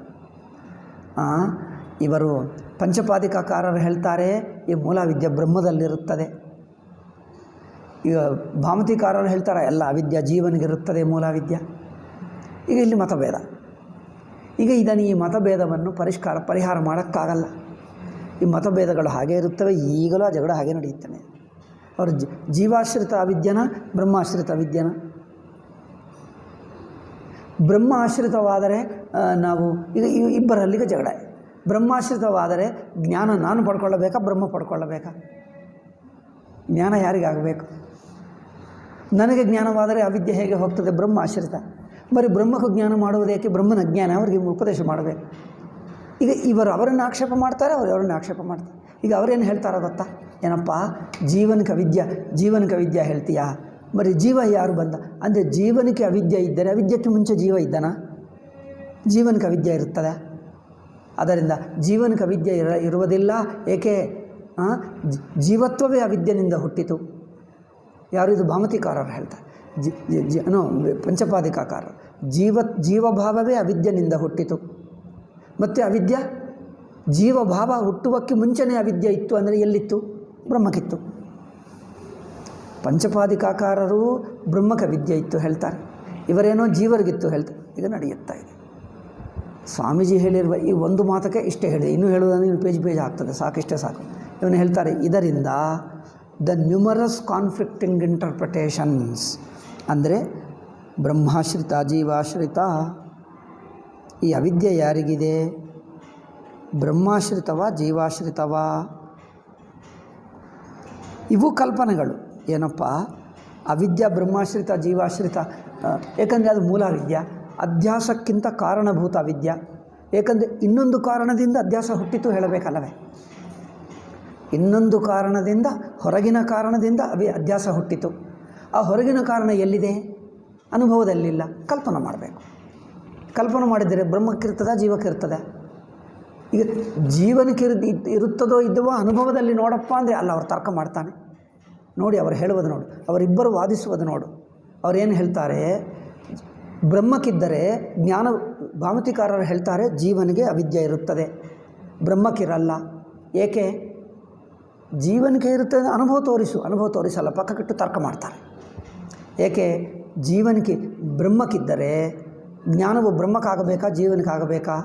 ಜ್ಞಾನವು ಜೀವನಕ್ಕಾಗಬೇಕು, ಬ್ರಹ್ಮಕ್ಕಾಗಲ್ಲ. ಅದರಿಂದ ಜೀವಕ್ಕಿದೆ. ಜೀವನಿಗೆ ಅವಿದ್ಯೆ ಇದೆ ಎನ್ನುವುದು ಅನುಭವ ತೋರಿಸಪ್ಪ ಅಂದರೆ ತರ್ಕದಿಂದ ಹೇಳ್ತಾನೆ. ಏಕೆ? ಜ್ಞಾನ ಯಾರಿಗಾಗಬೇಕು? ಜೀವನಕ್ಕಾಗಬೇಕು ಅಲ್ಲವೇ? ಅದರಿಂದ ಜ್ಞಾನ ಜೀವನಕ್ಕಾಗಬೇಕು, ಬ್ರಹ್ಮಕ್ಕಾಗಲ್ಲ. ಅದರಿಂದ ಅವಿದ್ಯೆ ಜೀವನಕ್ಕಿರಬೇಕು. ಇದು ತರ್ಕದಿಂದ ಹೀಗೆ ಸಿದ್ಧಪಡಿಸ್ತಾರೆ. ಏನಪ್ಪ ಅವರಿಗೆ ಹಸಿವಾಯಿತಾ ಅಲ್ಲವಾ? ಅಂದರೇನು ನೋಡಿ, ಅವರು ನನ್ನನ್ನು ಊಟಕ್ಕೆ ಕರೆದರು, ಅವ್ರು ನೋಡಿ ತಟ್ಟ ಇಟ್ಟರು, ಅವರು ಅಡುಗೆ ಬಡಿಸಿದ್ದಾರೆ, ಅದಕ್ಕೋಸ್ಕರ ನಾನು ಹಸಿವು ಆಗಿರಬಹುದು. ಹಸಿವಾಗಿದೆ ಎನ್ನುವುದು ಹಸಿವಾಯಿತಾ ಇಲ್ಲವಾ, ಹಸಿವಾಯಿತಾ ಆಗಲಿಲ್ಲವಾ ಎಂಬುದು ನೇರಾಗಿ ಅನುಭವದಿಂದಲೇ ಹೇಳಬೇಕಾ? ಅಡುಗೆ ಮಾಡಿದ್ದನ ಮಾಡಲಿಲ್ಲವಾ? ಅವನೇನು ಮಾಡಿದೆ? ಇವನನ್ನು ಕೇಳಿದ್ದಾನೆ, ನೀವು ಊಟ ಮಾಡ್ತೀಯ ಅಲ್ಲವಾ ಎಂದು ಕೇಳಿ ಮಾಡಿದ್ದಾರೆ. ಆದ್ದರಿಂದ ಅವರು ಕೇಳಿದ್ದನ ಅಲ್ಲವಾ ಅನ್ನು ಕೇಳಿ, ಏನಪ್ಪ ಅವ್ರು ನಿಮ್ಮನ್ನು ಕೇಳಿದ್ದನ? ಅವ್ರು ಊಟ ಮಾಡ್ತೀನಿ ಎಂದು ಹೇಳಿದರೆ, ಹೌದು ನಾ ಮಾಡ್ತೀನಿ ಎಂದು ನನಗೆ ಹೇಳಿದ, ನಾನೇ ಕೇಳಿದ್ದೀನಿ, ನಾನೇ ಅಡುಗೆ ಮಾಡ್ತಾಯಿದ್ದೀನಿ, ಅಡುಗೆ ಸಿದ್ಧವಾಗಿದೆ. ಅದರಿಂದ ಅವರಿಗೆ ಅಡುಗೆ ಹಸಿವು ಆಗಿರಬಹುದು, ಹಸಿವು ಆಗಿರಬಹುದು. ಏಕೆ? ತರ್ಕದಿಂದ ಸಿದ್ಧಪಡಿಸ್ತಾನೆ, ಅವನಿಗೆ ಹಸಿವು ಆಗಿದೆ. ಏಕೆ? ನನಗೆ ಹೇಳಿದ, ನಾನು ಊಟ ಮಾಡ್ತೀನಿ, ನಾನು ಮಾಡಿಬಿಟ್ಟೆ. ಸಂದೇಹವಿದ್ದರೆ ಊಟ ತೋರಿಸ್ತೀನಿ ಬಾ, ಅಡುಗೆ ತೋರಿಸ್ತೀನಿ ಬಾ. ಹೌದು, ಅವರು ಅಡುಗೆ ಮಾಡಿದ್ದಾನೆ, ಅದರಿಂದ ಇವರಿಗೆ ಹಸಿವಾಯಿತು. ಹಸಿವಾಯಿತು ಎನ್ನುವುದು ಅವರ ಅಡುಗೆಯಲ್ಲಿ ಎಷ್ಟು ಅಡುಗೆ ಮಾಡಿದ, ಎಷ್ಟು ಚಮಚದಲ್ಲಿ ಪಲ್ಯ ಮಾಡಿದ್ದನ, ಇದರಿಂದ ತೋರಿಸಿ ಹಸಿವಾಗಿದೆ ಎಂದು ಸಿದ್ಧಪಡಿಸ್ತೀರಾ? ಈ ತರ್ಕದಿಂದ ಏಕೆ? ಅದು ಸ್ವಾಮೀಜಿ ಹೇಳೋದು. ನೀವು ತರ್ಕದಿಂದ ಸಿದ್ಧಪಡಿಸ್ತೀರ, ಅನುಭವವನ್ನು ತೋರಿಸ್ತೀರಾ? ಇದು ಎಲ್ಲ ಕಡೆ ನಾವು ಹೀಗೆ ಓದಿದ್ದೆ. ನಾನು ಹೀಗೆ ವೇದಾಂತ ಹೇಳುತ್ತಿದ್ದೆ. 8 ವರ್ಷ ನಾನು ವೇದಾಂತ ಕಲಿತುಕೊಂಡು ಇನ್ನೊಬ್ಬರಿಗೆ ಪಾಠ ಹೇಳ್ತಿದ್ದೆ. 3 ವರ್ಷ ಪಾಠ ಹೇಳಿದೆ. ಇದೇ ಪಾಠ, ಇದೇ ತರ್ಕ. ನಂತರ ಎಲ್ಲ ಬಿಟ್ಟೆ. ಇದೆಲ್ಲ ನಾನು ಮಾಡ್ತಿದ್ದೆ. ಅದಕ್ಕೋಸ್ಕರ ಆ ತರ್ಕಗಳೆಲ್ಲ ಗೊತ್ತು ನನಗೆ. ನಾನೇ ಹೇಳಿದ್ದೇನಲ್ಲ, ಮೂಲ ವಿದ್ಯೆ ನನಗೆಲ್ಲ ಗೊತ್ತದು. ಹೀಗೆ ಈಗ ಇವರು ವಾದಿಸ್ತಾರೆ, ಜೀವನಕ್ಕೆ ಅವಿದ್ಯೆ ಇದ್ದರೆ ಬರೀ ಜೀವಭಾವ ಹೇಗೆ ಬಂದಿದೆ? ಜೀವಭಾವ ಅಂದರೆ ಅವಿದ್ಯದಿಂದ ಜೀವಭಾವ ಹುಟ್ಟಬೇಕಲ್ಲವೇ? ಜೀವನಿಗೆ ಅವಿದ್ಯೆ ಇದ್ದರೆ మరి ಅವಿದ್ಯಕ್ಕೆ ಮುಂಚೆ ಜೀವ ಇದ್ದ, మరి ಜೀವ ಹೇಗೆ ಹುಟ್ಟಿದ? ಜೀವ ಸತ್ಯ ಆಗಿಬಿಡ್ತಾನೆ. ಆದ್ದರಿಂದ ಈ ತರ್ಕ ನೋಡಿ, ಆದ್ದರಿಂದ ಜೀವನಿಗೆ ಅವಿದ್ಯೆ ಮುಂಚೆ ಇರಬೇಕು. ಜೀವನಿಗೆ ಅವಿದ್ಯೆ ಮುಂಚೆ ಇದ್ದರೆ ಯಾರಿಗಿತ್ತು? ಬ್ರಹ್ಮಕ್ಕಿರಬೇಕು. ಯಾರಿಗಿದೆ ಎನ್ನುವುದು ತರ್ಕದಿಂದ, ಇವನೊಬ್ಬ ತರ್ಕ, ಅವನೊಬ್ಬ ತರ್ಕ, ಇವರಿಬ್ಬರ ಮಧ್ಯೆ ವಿವಾದ. ಇದು ಯಾವಾಗ ಪರಿಹಾರ ಆಗಬೇಕಪ್ಪ? ಇದು ಹಸಿವು ಆಯ್ತಾ ಅಲ್ಲವಾ ಎಂದು ಅಡುಗೆ ಭಟ್ಟನನ್ನು ಕೇಳುವುದು, ಅವರು ಅಡುಗೆ ಮಾಡಿದ್ದನ ಅಲ್ಲವಾ ಕೇಳುವುದು, ಮಾಡಿ ಎಲ್ಲಿಟ್ಟನೋ, ಅವ್ರು ಮಾಡಿ ಹೋದ, ಅವ್ರು ಎಲ್ಲಿಟ್ಟನೋ ನೋಡುವುದು. ಅಲ್ಲಿ ಕಂಡು ಬಂದಿಲ್ಲ ಅಂದರೆ ಫ್ರಿಜ್ಜಿನಲ್ಲಿರ್ಬೋದು. ಈಗಲೇ ಊಟ ಮಾಡ್ತಾರಲ್ಲ, ಫ್ರಿಜ್ಜಿನಲ್ಲಿ ಇಡಲ್ಲ ಹೇಳ್ತಾನೆ, ಅದು ತಂಪಾಗಿ ಬಿಡ್ತದೆ. ಇಲ್ಲಿರ್ಬೋದು, ಇಲ್ಲಿ ಕಂಡು ಬರ್ತಾ ಇಲ್ಲ, ಬೇರೆ ಕಡೆ ಇಟ್ಟಿರ್ಬೋದು. ಅಥವಾ ಅವ್ರು ಯಾರು ಮಾಡಿದ್ದನೋ ಕೇಳಬೇಕು, ಸಿಗಲ್ಲ ಅಂತೆ ಮತ್ತೆ ಸೆಲ್ಫೋನ್ ನಂಬರ್, ಅಡುಗೆ ಭಟ್ಟ ಅಡುಗೆ ಮಾಡಿ ಹೋದನ ಅಲ್ಲವಾ ಕೇಳಬೇಕಲ್ಲವೇ? ಕೇಳಬೇಕಂದ್ರೆ ಅವ್ರು ಅಡುಗೆ ಭಟ್ಟ ಹೋದ ಎಲ್ಲೋ, ಅವ್ರು ಎಲ್ಲಿದ್ದಾನೋ ಗೊತ್ತಿಲ್ಲ. ಅವನು ಕೇಳಿದ್ದರೆ ಅಡುಗೆ ಮಾಡಿದ್ದನ ಅಲ್ಲವಾ ಗೊತ್ತಾಗ್ತದೆ. ಅಡುಗೆ ಮಾಡಿದ್ದ ಅಂದರೆ ಇವನಿಗೆ ಹಸಿವಾಯ್ತಾ ಎನ್ನುವುದು ಗೊತ್ತಾಗ್ತದೆ. ಇವನಿಗೆ ಹಸಿವಾಯ್ತು ಅಂತ ಗೊತ್ತಬೇಕಂದ್ರೆ ಅಡುಗೆ ಭಟ್ಟನನ್ನು ಕೇಳಬೇಕು. ಅವ್ರು ಅಡುಗೆ ಮಾಡಿದ್ದ ಅಂದರೆ ಅವರು ಇಲ್ಲ, ಅವ್ರ ನಂಬರ್ ಗೊತ್ತಿಲ್ಲ. ಇನ್ನೊಬ್ಬರನ್ನು ಕೇಳಪ್ಪ, ಅಡುಗೆ ಭಟ್ಟ ನಂಬರ್ ಇದೆಯಾ ಅಂದರೆ ನನಗೆ ಗೊತ್ತಿಲ್ಲ ಹೇಳ್ತಾನೆ. ಅವರನ್ನು ಕೇಳಿ ಇನ್ನೊಬ್ಬನನ್ನು ಕೇಳಿ ನಂಬರ್ ಕೊಡ್ತಾನೆ. ಕೊಟ್ಟರೆ ಇವ್ರಿಗೆ ಮಾತಾಡ್ತಾನೆ. ಅವರು ಎತ್ತುತ್ತಾ ಇಲ್ಲ. ಇನ್ನೂ ಸ್ವಲ್ಪ ಹೊತ್ತಿಗೆ ಅದು ಏನದು ಎಂಗೇಜ್ ಬರುತ್ತಾ ಇದೆ. ಆವಾಗ ಎತ್ತಿದ್ದಾಗ, ಏನಪ್ಪ ಅವನಿಗೆ ಹಸಿವಾಯ್ತಾ ಅಂದರೆ ನೀವು ಅಡುಗೆ ಮಾಡಿದ್ದೀಯಾ? ಹೌದು ಮಾಡಿದ. ಇವನು ಹೇಳ್ತಾನೆ, ನಾನೇ ಫೋನ್ ಮಾಡಿ ಸಿದ್ಧಪಡಿಸಿದ್ದೀನಿ, ಅವರು ಅಡುಗೆ ಮಾಡಿದ, ಅದರಿಂದ ಇವನಿಗೆ ಹಸಿವಾಯಿತು. ಈಗ ಸಿದ್ಧಪಡಿಸಬೇಕಾ? ಇಷ್ಟೆಲ್ಲ ತರ್ಕ ಮಾಡಬೇಕಾ? ದೊಡ್ಡ ವೇದಾಂತಿಗಳಲ್ಲವೇ ಇಷ್ಟೆಲ್ಲ ತರ್ಕ ಮಾಡ್ತಾರೆ ಅಮ್ಮೋ. ನಿಮ್ಮ ಹಾಗೆ ಸುಮ್ಮನೆ ಅವರನ್ನೇ ಕೇಳಿಬಿಟ್ಟು ಹಸಿವಾಯ್ತು ಅಂದ್ರೆ ಆಯಿತು ಸುಮ್ಮನೆ ನಂಬುತ್ತಾರೆ. ಅದು ಸಣ್ಣ ಮಕ್ಕಳ ಕೆಲಸ. ಆ ಮಗುವನ್ನೇ ಕೇಳು, ಏನಪ್ಪ ಹಸಿವಾಯ್ತು ಆಯಿತು ಅಂತ ಹೇಳಿಬಿಟ್ರೆ ಆಯ್ತಂತೆ. ಅದು ಮಕ್ಕಳ ಕೆಲಸ. ನಾವು ಪಂಡಿತರು ನಾವು ತರ್ಕ ಮಾಡಿ ಅಡುಗೆ ಭಟ್ಟನನ್ನು ಕೇಳಿ ಅವರು ಸಿಗದಿದ್ದರೆ ಟೆಲಿಫೋನ್ ಮಾಡಿ ಅವನಿಗೆ ಹಸಿವಾಯಿತು ಎಂದು ತೀರ್ಮಾನ ಮಾಡ್ತೀವಿ. ದೊಡ್ಡವರು ದೊಡ್ಡ ಹಾಗೆ ಮಾಡಬೇಕು, ಸಣ್ಣ ಮಕ್ಕಳ ಹಾಗೆ ಹೀಗೆ ಮಾಡ್ತೀರೇ? ಸ್ವಾಮೀಜಿ ಹೇಳ್ತಾರೆ, ಈ ಕಲ್ಪನೆಗಳೇಕೆ? ನೇರಾಗಿ ಅನುಭವ ನೋಡು, ಹಸಿವಾಯ್ತಾ ಅಲ್ವಾ ಗೊತ್ತಾಗ್ತದೆ. ಆದ್ದರಿಂದ ಅವಿದ್ಯಾ ಜೀವಾಶ್ರಿತವೋ ಬ್ರಹ್ಮಾಶ್ರಿತವೋ ಕಾಲ್ಪನಿಕ. ಅದಕ್ಕೋಸ್ಕರ ಹೇಳ್ತಾರೆ ನೋಡಿ, ಸಂಕ್ಷೇಪ ಹೇಳಿದ್ದರು ಈ ಪುಸ್ತಕಕ್ಕೆ ಇಷ್ಟು ದಪ್ಪ ಪುಸ್ತಕ ಆಗ್ತದೆ. ನಾನು ಹೇಳಿದ್ದೆಲ್ಲ ಸೇರಿಸಿಬಿಟ್ರೆ ಒಬ್ಬನು ಹೇಳ್ತಾ ಇದ್ದಾನೆ, ಆ ರಾಯದುರ್ಗ ಚಂದ್ರಮೌಳಿ ಅವರು, ನೀವು ಇದಕ್ಕಿನ್ನೂ ವಿವರವಾಗಿ ಹೇಳಿ, ಜನರಿಗೆ ಅರ್ಥವಾಗ್ತಾ ಇಲ್ಲ ಈ ಪುಸ್ತಕ ಎಂದು. ನಾನು ಮೊದಲೇ ಹೇಳಿದ್ದೀನಿ, ಪುಸ್ತಕವೆಲ್ಲ ವೇದಾಂತ ಓದಿಕೊಂಡು ಬಂದಿರುವವರಿಗೆ ಈ ಪುಸ್ತಕ, ಪ್ರಾರಂಭಿಕರಿಗೆ ಇದು ಅಲ್ಲ. ಪ್ರಾರಂಭಿಕರಿಗೆ ಇಷ್ಟು ದಪ್ಪ ಪುಸ್ತಕ. ನಾನು ಹೇಳ್ತಾ ಇದ್ದೀನಲ್ಲ, ಎಲ್ಲ ಪ್ರಾರಂಭಿಕ ವಿದ್ಯಾರ್ಥಿಗೆ ಹೇಳುವಷ್ಟು ಹೇಳ್ತಾ ಇದ್ದೀನಿ. So the numerous conflicting interpretations, ಅನೇಕವಾದ ಪರಸ್ಪರ ವಿರುದ್ಧ ವ್ಯಾಖ್ಯಾನಗಳು. ಈಗ ಇದು ಒಂದೇ ಅಲ್ಲ, ಇನ್ನೂ ಇವೆ. ಒಂದೇ ಹೇಳಿದೆ ನಾನು ಇಂಥದ್ದು. ಅಧ್ಯಾಸ ಹೇಗೆ ಹುಟ್ಟಿತು ಅದರ ಮೇಲೆ ಮತ್ತೆ ಚರ್ಚೆ. ಅಯ್ಯೋ ಹೇಳ್ತಾ ಹೋದರೆ ತುಂಬರಾಯವಾಗ್ತದೆ, ಇಷ್ಟೇ ಸಾಕು, ಮುಂದುವರಿಯೋಣ. ಸೊ ನಾವು parading themselves in the garb of Shankara's Vedanta. ಹೀಗೆ ಅವಿದ್ಯೆ ಬ್ರಹ್ಮಕ್ಕಿದೆಯೋ ಈಶ್ವರಕ್ಕಿದೆಯೋ, ಅವರನ್ನು ಖಂಡಿಸ್ತಾನೆ, ಇವರನ್ನು ಖಂಡಿಸ್ತಾನೆ, ಇವನೊಂದು ತರ್ಕ ತೋರಿಸ್ತಾನೆ, ಅವನೊಂದು ತರ್ಕ. ಇದೇ ಶಂಕರ ವೇದಾಂತ ಎಂದು ಶಂಕರ ಹೆಸರಿನಲ್ಲಿ ವೇದಾಂತವಾಗಿ ಪ್ರಸಿದ್ಧವಾಗ್ತಾ ಇದೆ. ಇದು ಸ್ವಾಮೀಜಿ ಹೇಳ್ತಾರೆ.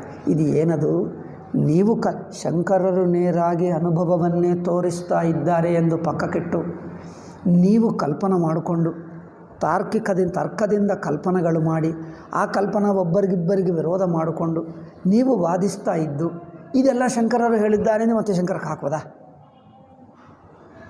ಸ್ವಾಮೀಜಿ ಶಂಕರ ವೇದಾಂತವನ್ನು ಉದ್ಧರಿಸುವುದಕ್ಕೆ ಈ ತರ್ಕಗಳನ್ನೆಲ್ಲ ಪಕ್ಕಕ್ಕೆ ಹಾಕುವುದಕ್ಕೆ ಇಷ್ಟೆಲ್ಲ ಕಷ್ಟಪಟ್ಟು ಕಾರ್ಯಾಲಯಗಳು ಸ್ಥಾಪಿಸಿ ಪುಸ್ತಕಗಳು ಬರೆದು ಪ್ರಿಂಟ್ ಮಾಡಿ ಇಷ್ಟೆಲ್ಲ ಮಾಡಿದ್ದರೆ ಇಷ್ಟೆಲ್ಲ ಕನ್ನಡದಲ್ಲಿ ಎಲ್ಲ ಬರೆದಿದ್ದಾರಲ್ಲ, ಎಷ್ಟೋ ಜನರು ತಾವೇ ತಗೊಂಡು ಹೋಗಿ ಓದ್ತಾರಲ್ಲ, ಅವ್ರಿಗೆ ಅರ್ಥವಾಯ್ತಾ? ಯಾರಿಗಾದರೂ ಗೊತ್ತಿಲ್ಲ ನನಗೆ, ಯಾರಿಗೆ ಅರ್ಥವಾಯಿತು? ತಾವು ಎಲ್ಲೋ ಪುಸ್ತಕಗಳು ಕೊಂಡ್ಕೊಂಡು ಓದ್ತಾರೆ, ಅವ್ರಿಗೆ ಅರ್ಥವಾಯ್ತಾ ಈ ವ್ಯತ್ಯಾಸ ಏನು? ಇಷ್ಟೆಲ್ಲ ಓದಿ ಬಂದ ನಂತರ ಕೇಳ್ತಾರೆ, ಸ್ವಾಮೀಜಿ ಏನೋ ಬೇರೆ ಹೇಳಿದ್ದಾರಂತೆ, ಏನು ಅಂತ ಹೇಳ್ತಾರೆ. ಅಯ್ಯೋ ರಾಮ, ನೀವು ಓದಿದ್ದೀರಲ್ಲ ಪುಸ್ತಕ. ಹೌದು ಓದಿದೆ, ನಿಮಗೆ ಗೊತ್ತು, ನೀವೇ ಕನ್ನಡಿಗರು, ನಮಗಿಂತ ಚೆನ್ನಾಗಿ ಕನ್ನಡ ನಿಮಗೆ ಬರುತ್ತದೆ, ನೀವು ಓದಿರ್ಬೋದಲ್ಲ, ನೀವೇ ಹೇಳಿ ನಾನು ಕೇಳ್ತೀನಿ. ಅಲ್ಲ ಗುರುಗಳೇ, ನಮ್ಗೆ ಗೊತ್ತಾಗಲ್ಲ. ಅವ್ರು ಏಕೆ ಓದಿದ್ದೀವಿ ಪುಸ್ತಕಗಳೆಲ್ಲ ಮನೆಯಲ್ಲಿ ಇಟ್ಕೊ, ಅವ್ರಿಗೆ ಏನು ಅರ್ಥವೇ ಆಗ್ತಾಯಿತ್ತು. ಅಂದರೆ ಸ್ವಾಮೀಜಿ ಬರೆದಿಟ್ಟರು ಇವ್ರಿಗೆ ಅರ್ಥವೇ ಆಗ್ತಾಯಿಲ್ಲ, ಏನು ಮಾಡೋದು? ಆದ್ದರಿಂದ ನೋಡಿ, ಶಂಕರರ ಹೆಸರಿನಲ್ಲಿ ಈ ವೇದಾಂತ ಎಂಬುದು ಪ್ರಚಾರವಾಗ್ತಾ ಇದೆ. ಆದ್ದರಿಂದ ನೋಡಿ, many of the adverse criticisms of Shankara's Advaita have sprung up. ಅಂದರೆ ಈಗ ಒಪ್ಪುಕೊಳ್ಳುವುದರಿಂದ, ಈಗ ಮೂಲಾವಿದ್ಯೆ ಎಂದು ಒಪ್ಪಿಕೊಂಡು ಅದು ಬ್ರಹ್ಮಗ ಜೀವನಿಗ ಇಂತೆಲ್ಲ ಕಲ್ಪನೆಗಳು ಮಾಡುವುದರಿಂದ ಇನ್ನು ಅನಂತರ ಕಾಲದ ಆಚಾರ್ಯರು, ಪಂಡಿತರು, ವಿದ್ವಾಂಸರು ಬಂದು ಶಂಕರರ ಮೇಲೆ ಇನ್ನೂ ವಿಮರ್ಶೆಗಳು ಮಾಡುವುದು ಹೆಚ್ಚು ಮಾಡಿಬಿಟ್ಟರು. ನೋಡಿ, adverse criticisms of Shankara's Vedanta have sprung up. Shankara Vedanta ಮೇಲೆ ವಿರುದ್ಧವಾದ ಕಟುವಾದ ವಿಮರ್ಶೆಗಳಿಗೆ ಅವಕಾಶ ಕೊಟ್ಟಂತಾಯಿತು.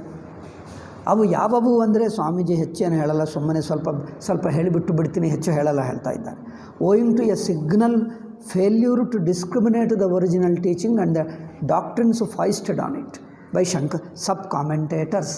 ಅಂದರೆ ಪಂಚಪಾದಿಕ ಭಾಮತಿಕಾರರು ಇದು ಸ್ಪಷ್ಟವಾಗಿ ಆ ಅಧ್ಯಾಸೇಯ ವಿದ್ಯಾ ಎಂದು ಅರ್ಥ ಮಾಡಿಕೊಳ್ಳದೆ ಮೂಲಾವಿದ್ಯಾ ಒಂದು ಕಲ್ಪಿಸಿ, ಮೂಲಾವಿದ್ಯಾ ಕುರಿತು ಜೀವನಿಗಿದೆಯೋ ಬ್ರಹ್ಮಗಿದೆಯೋ ಎಂದು ಹೇಳಿ ಅದರ ಬಗ್ಗೆ ವಿವಾದ ಮಾಡಿಕೊಳ್ತಾ, ಅಷ್ಟೇ ಅಲ್ಲ, ಮೂಲಾವಿದ್ಯದಿಂದ ಅಧ್ಯಾಸ ಹೇಗೆ ಹುಟ್ಟಿತು? ಮೊದಲು ಮೂಲಾವಿದ್ಯಾ ಬ್ರಹ್ಮದ ಜೀವನದ ಇದೊಂದೇ ಹೇಳಿದ್ದೀನಿ, ಆ ಮೂಲಾವಿದ್ಯದಿಂದ ಅಧ್ಯಾಸ ಹೇಗೆ ಹುಟ್ಟಿತು, ಇದರ ಬೇರೆ ಮತ್ತೆ ಚರ್ಚೆಗಳು. ಅಯ್ಯೋ, ಅದು ಹೇಳಿದರೆ ಇನ್ನೊಂದು ಗಂಟೆ ಆಗ್ತದೆ, ಅದು ನಾನು ಹೇಳಲ್ಲ, ಅದು ಬಿಡ್ತೀನಿ. ಅದು ಹಿಂದೆ ಹೇಳಿದ್ದೀವಿ, ಅಧ್ಯಾಸ ಸುಗಮದಲ್ಲಿ ಹೇಳಿದ್ದೇನೆ ನಾನು. ಆ ಮೂಲಾವಿದ್ಯದಿಂದ ಅಧ್ಯಾಸ ಹೇಗೆ ಹುಟ್ಟು, ಅದರ ಮೇಲೆ ಮತ್ತೆ ವಿವಾದಗಳು. ಇಷ್ಟೆಲ್ಲ ವಿವಾದಗಳು ಮಾಡಿ ಗ್ರಂಥದಲ್ಲಿ ಬರೆದಿಡುವುದರಿಂದ ಅನಂತರ ಕಾಲದಲ್ಲಿ ಬಂದಿರುವ ರಾಮಾನುಜ ಮಾಧ್ವಾದಿಗಳಿಗೆ ನಮ್ಮ ಶಂಕರ ವೇದಾಂತವನ್ನು ವಿಮರ್ಶಿಸುವಕ್ಕೆ ಅವಕಾಶ ಹೆಚ್ಚಾಯಿತು.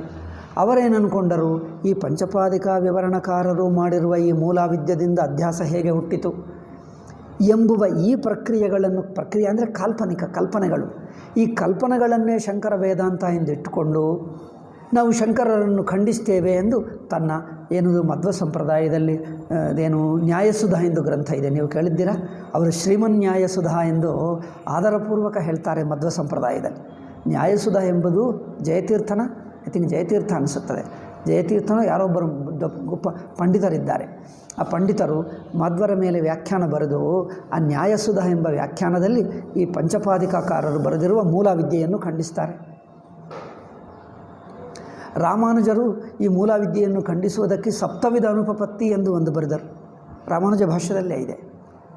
ಅಂದರೆ ನಮ್ಮ ಅಡ್ವರ್ಸ್ ಕ್ರಿಟಿಸಿಸಮ್ ಇದೆಲ್ಲ ಇದು ಶಂಕರರು ಹೇಳಲಿಲ್ಲ ಎಂದು ಗೊತ್ತಿಲ್ಲದೆ ಶಂಕರ ಅನಂತರ ಬಂದಿರುವಂಥ ಪಂಚಪಾದಿಕಾಕಾರರು ಭಾಮತಿಕಾರರು ಹೇಳಿದ್ದಾರೆ ಎಂಬುದು, ಇದು ಪಂಚಪಾದಿಕಾ ಭಾಮತಿಗಳ ವೇದಾಂತ, ಶಂಕರ ವೇದಾಂತ ಸೂಕ್ಷ್ಮ ವ್ಯತ್ಯಾಸ ಇದೆ. ಈ ವ್ಯತ್ಯಾಸ ಗೊತ್ತಿಲ್ಲದೆ ಪಂಚಪಾದಿಕಾಕಾರರು ಭಾಮತಿಕಾರರು ಹೇಳಿದ್ದೇ ನಿಜವಾದ ಶಂಕರರದು ಅಂದ್ಕೊಂಡು ಬಿಟ್ಟು ಈ ವಿವೇಕ ಮಾಡೋಕ್ಕಾಗದೇ ಇರುವುದರಿಂದ ಇದೇ ಶಂಕರ ವೇದಾಂತ ಅಂದ್ಕೊಂಡು ಮೂಲ ವಿದ್ಯೆ ಹೇಗೆ ಹೊಂದಲ್ಲ ಎನ್ನುವುದಕ್ಕೆ ಪುಸ್ತಕಗಳು ಬರೆದು ಶಂಕರ ವೇದಾಂತವನ್ನು ನಾವು ಖಂಡಿಸಿದ್ದೇವೆ ಎಂದು ತಮ್ಮ ಪುಸ್ತಕದಲ್ಲಿ ಬರ್ಕೊಂಡರು. ರಾಮಾನುಜರು ಬರೆದರು. ಮಾಧ್ವರ ಮೇಲೆ ಸಂಪ್ರದಾಯದಲ್ಲಿ ನ್ಯಾಯಸುಧ ಮೇಲೆ ಇದೆ, ಅದೇ ಸ್ವಾಮೀಜಿ ಹೇಳ್ತಾರೆ ಅಡ್ವರ್ಸ್ ಕ್ರಿಟಿಸಿಸಮ್. మరి ಇಲ್ಲಿ ಹೇಳಿರುವ ಒಂದೊಂದು ವಾಕ್ಯ ಹೇಳಬೇಕಂದ್ರೆ ನಿಮಗೆ ಅರ್ಥವಾಗ್ತದೆ, మరి ಇದೆಲ್ಲ ಹೇಳಬೇಕು. ಅಂದರೆ adverse criticisms have sprung up mostly owing to the signal failure to discriminate the original teaching and the doctrines foisted on it by sub-commentators. ವ್ಯಾಖ್ಯಾನಕಾರರ ವೇದಾಂತ ಶಂಕರ ವೇದಾಂತಕ್ಕೆ ವ್ಯತ್ಯಾಸವಿದೆ ಎಂದು ಗೊತ್ತಿಲ್ಲದೆ ವ್ಯಾಖ್ಯಾನ ವೇದಾಂತವೇ ಶಂಕರ ವೇದಾಂತ ಅಂದ್ಕೊಳ್ಳುವುದರಿಂದ ಆ ವ್ಯಾಖ್ಯಾನ ವೇದಾಂತವನ್ನೇ ತಮ್ಮ ಪುಸ್ತಕದಲ್ಲಿ ರಾಮಾನುಜರು ಮಾಧ್ವಾದಿಗಳು ಖಂಡಿಸಿ ಶಂಕರ ವೇದಾಂತವನ್ನು ಖಂಡಿಸಿಬಿಟ್ಟಿದ್ದೇವೆ ಅಂದ್ಕೊಂಡು ಬಿಟ್ಟರು. ಏಕೆ ಅಂದರೆ ಅವರಿಗೆ ವ್ಯಾಖ್ಯಾನ ವೇದಾಂತ ಶಂಕರ ವೇದಾಂತ ವ್ಯತ್ಯಾಸ ಗೊತ್ತಾಗಲಿಲ್ಲ. ನೇರಾಗಿ ಶಂಕರರ ವ್ಯಾಖ್ಯಾನ ಒಂದು ವಾಕ್ಯ ಎತ್ತಲಿಲ್ಲ ಅವರು. ಆ ವ್ಯಾಖ್ಯಾನ ವೇದಾಂತವನ್ನೇ ಖಂಡಿಸಿ ಶಂಕರನ್ನು ಖಂಡಿಸಿಬಿಟ್ಟಿದ್ದೇವೆ. ಇಷ್ಟೆಲ್ಲ ಆಯಿತು. ಆದ್ದರಿಂದ ಇದೆಲ್ಲ ನಾನು ಪಂಚಪಾದಿಕಾ ಪ್ರಸ್ಥಾನಂ ಎನ್ನುವ ಒಂದು ಪುಸ್ತಕ ಸಂಸ್ಕೃತದಲ್ಲಿದೆ, ಅಲ್ಲಿ ನಾನು ಇದರಲ್ಲಿ ವಿವರವಾಗಿ ಬರೆದಿದ್ದೇನೆ ಎಂದು ಹೇಳಿದ್ದಾರೆ. ಅದು ಬಿಡೋಣ, ಆಯಿತಾ? ಸೊ ಈ ಕನ್ಫ್ಯೂಷನ್ಗೆ ಕಾರಣ ಇದು ಎಷ್ಟನೆಯದು?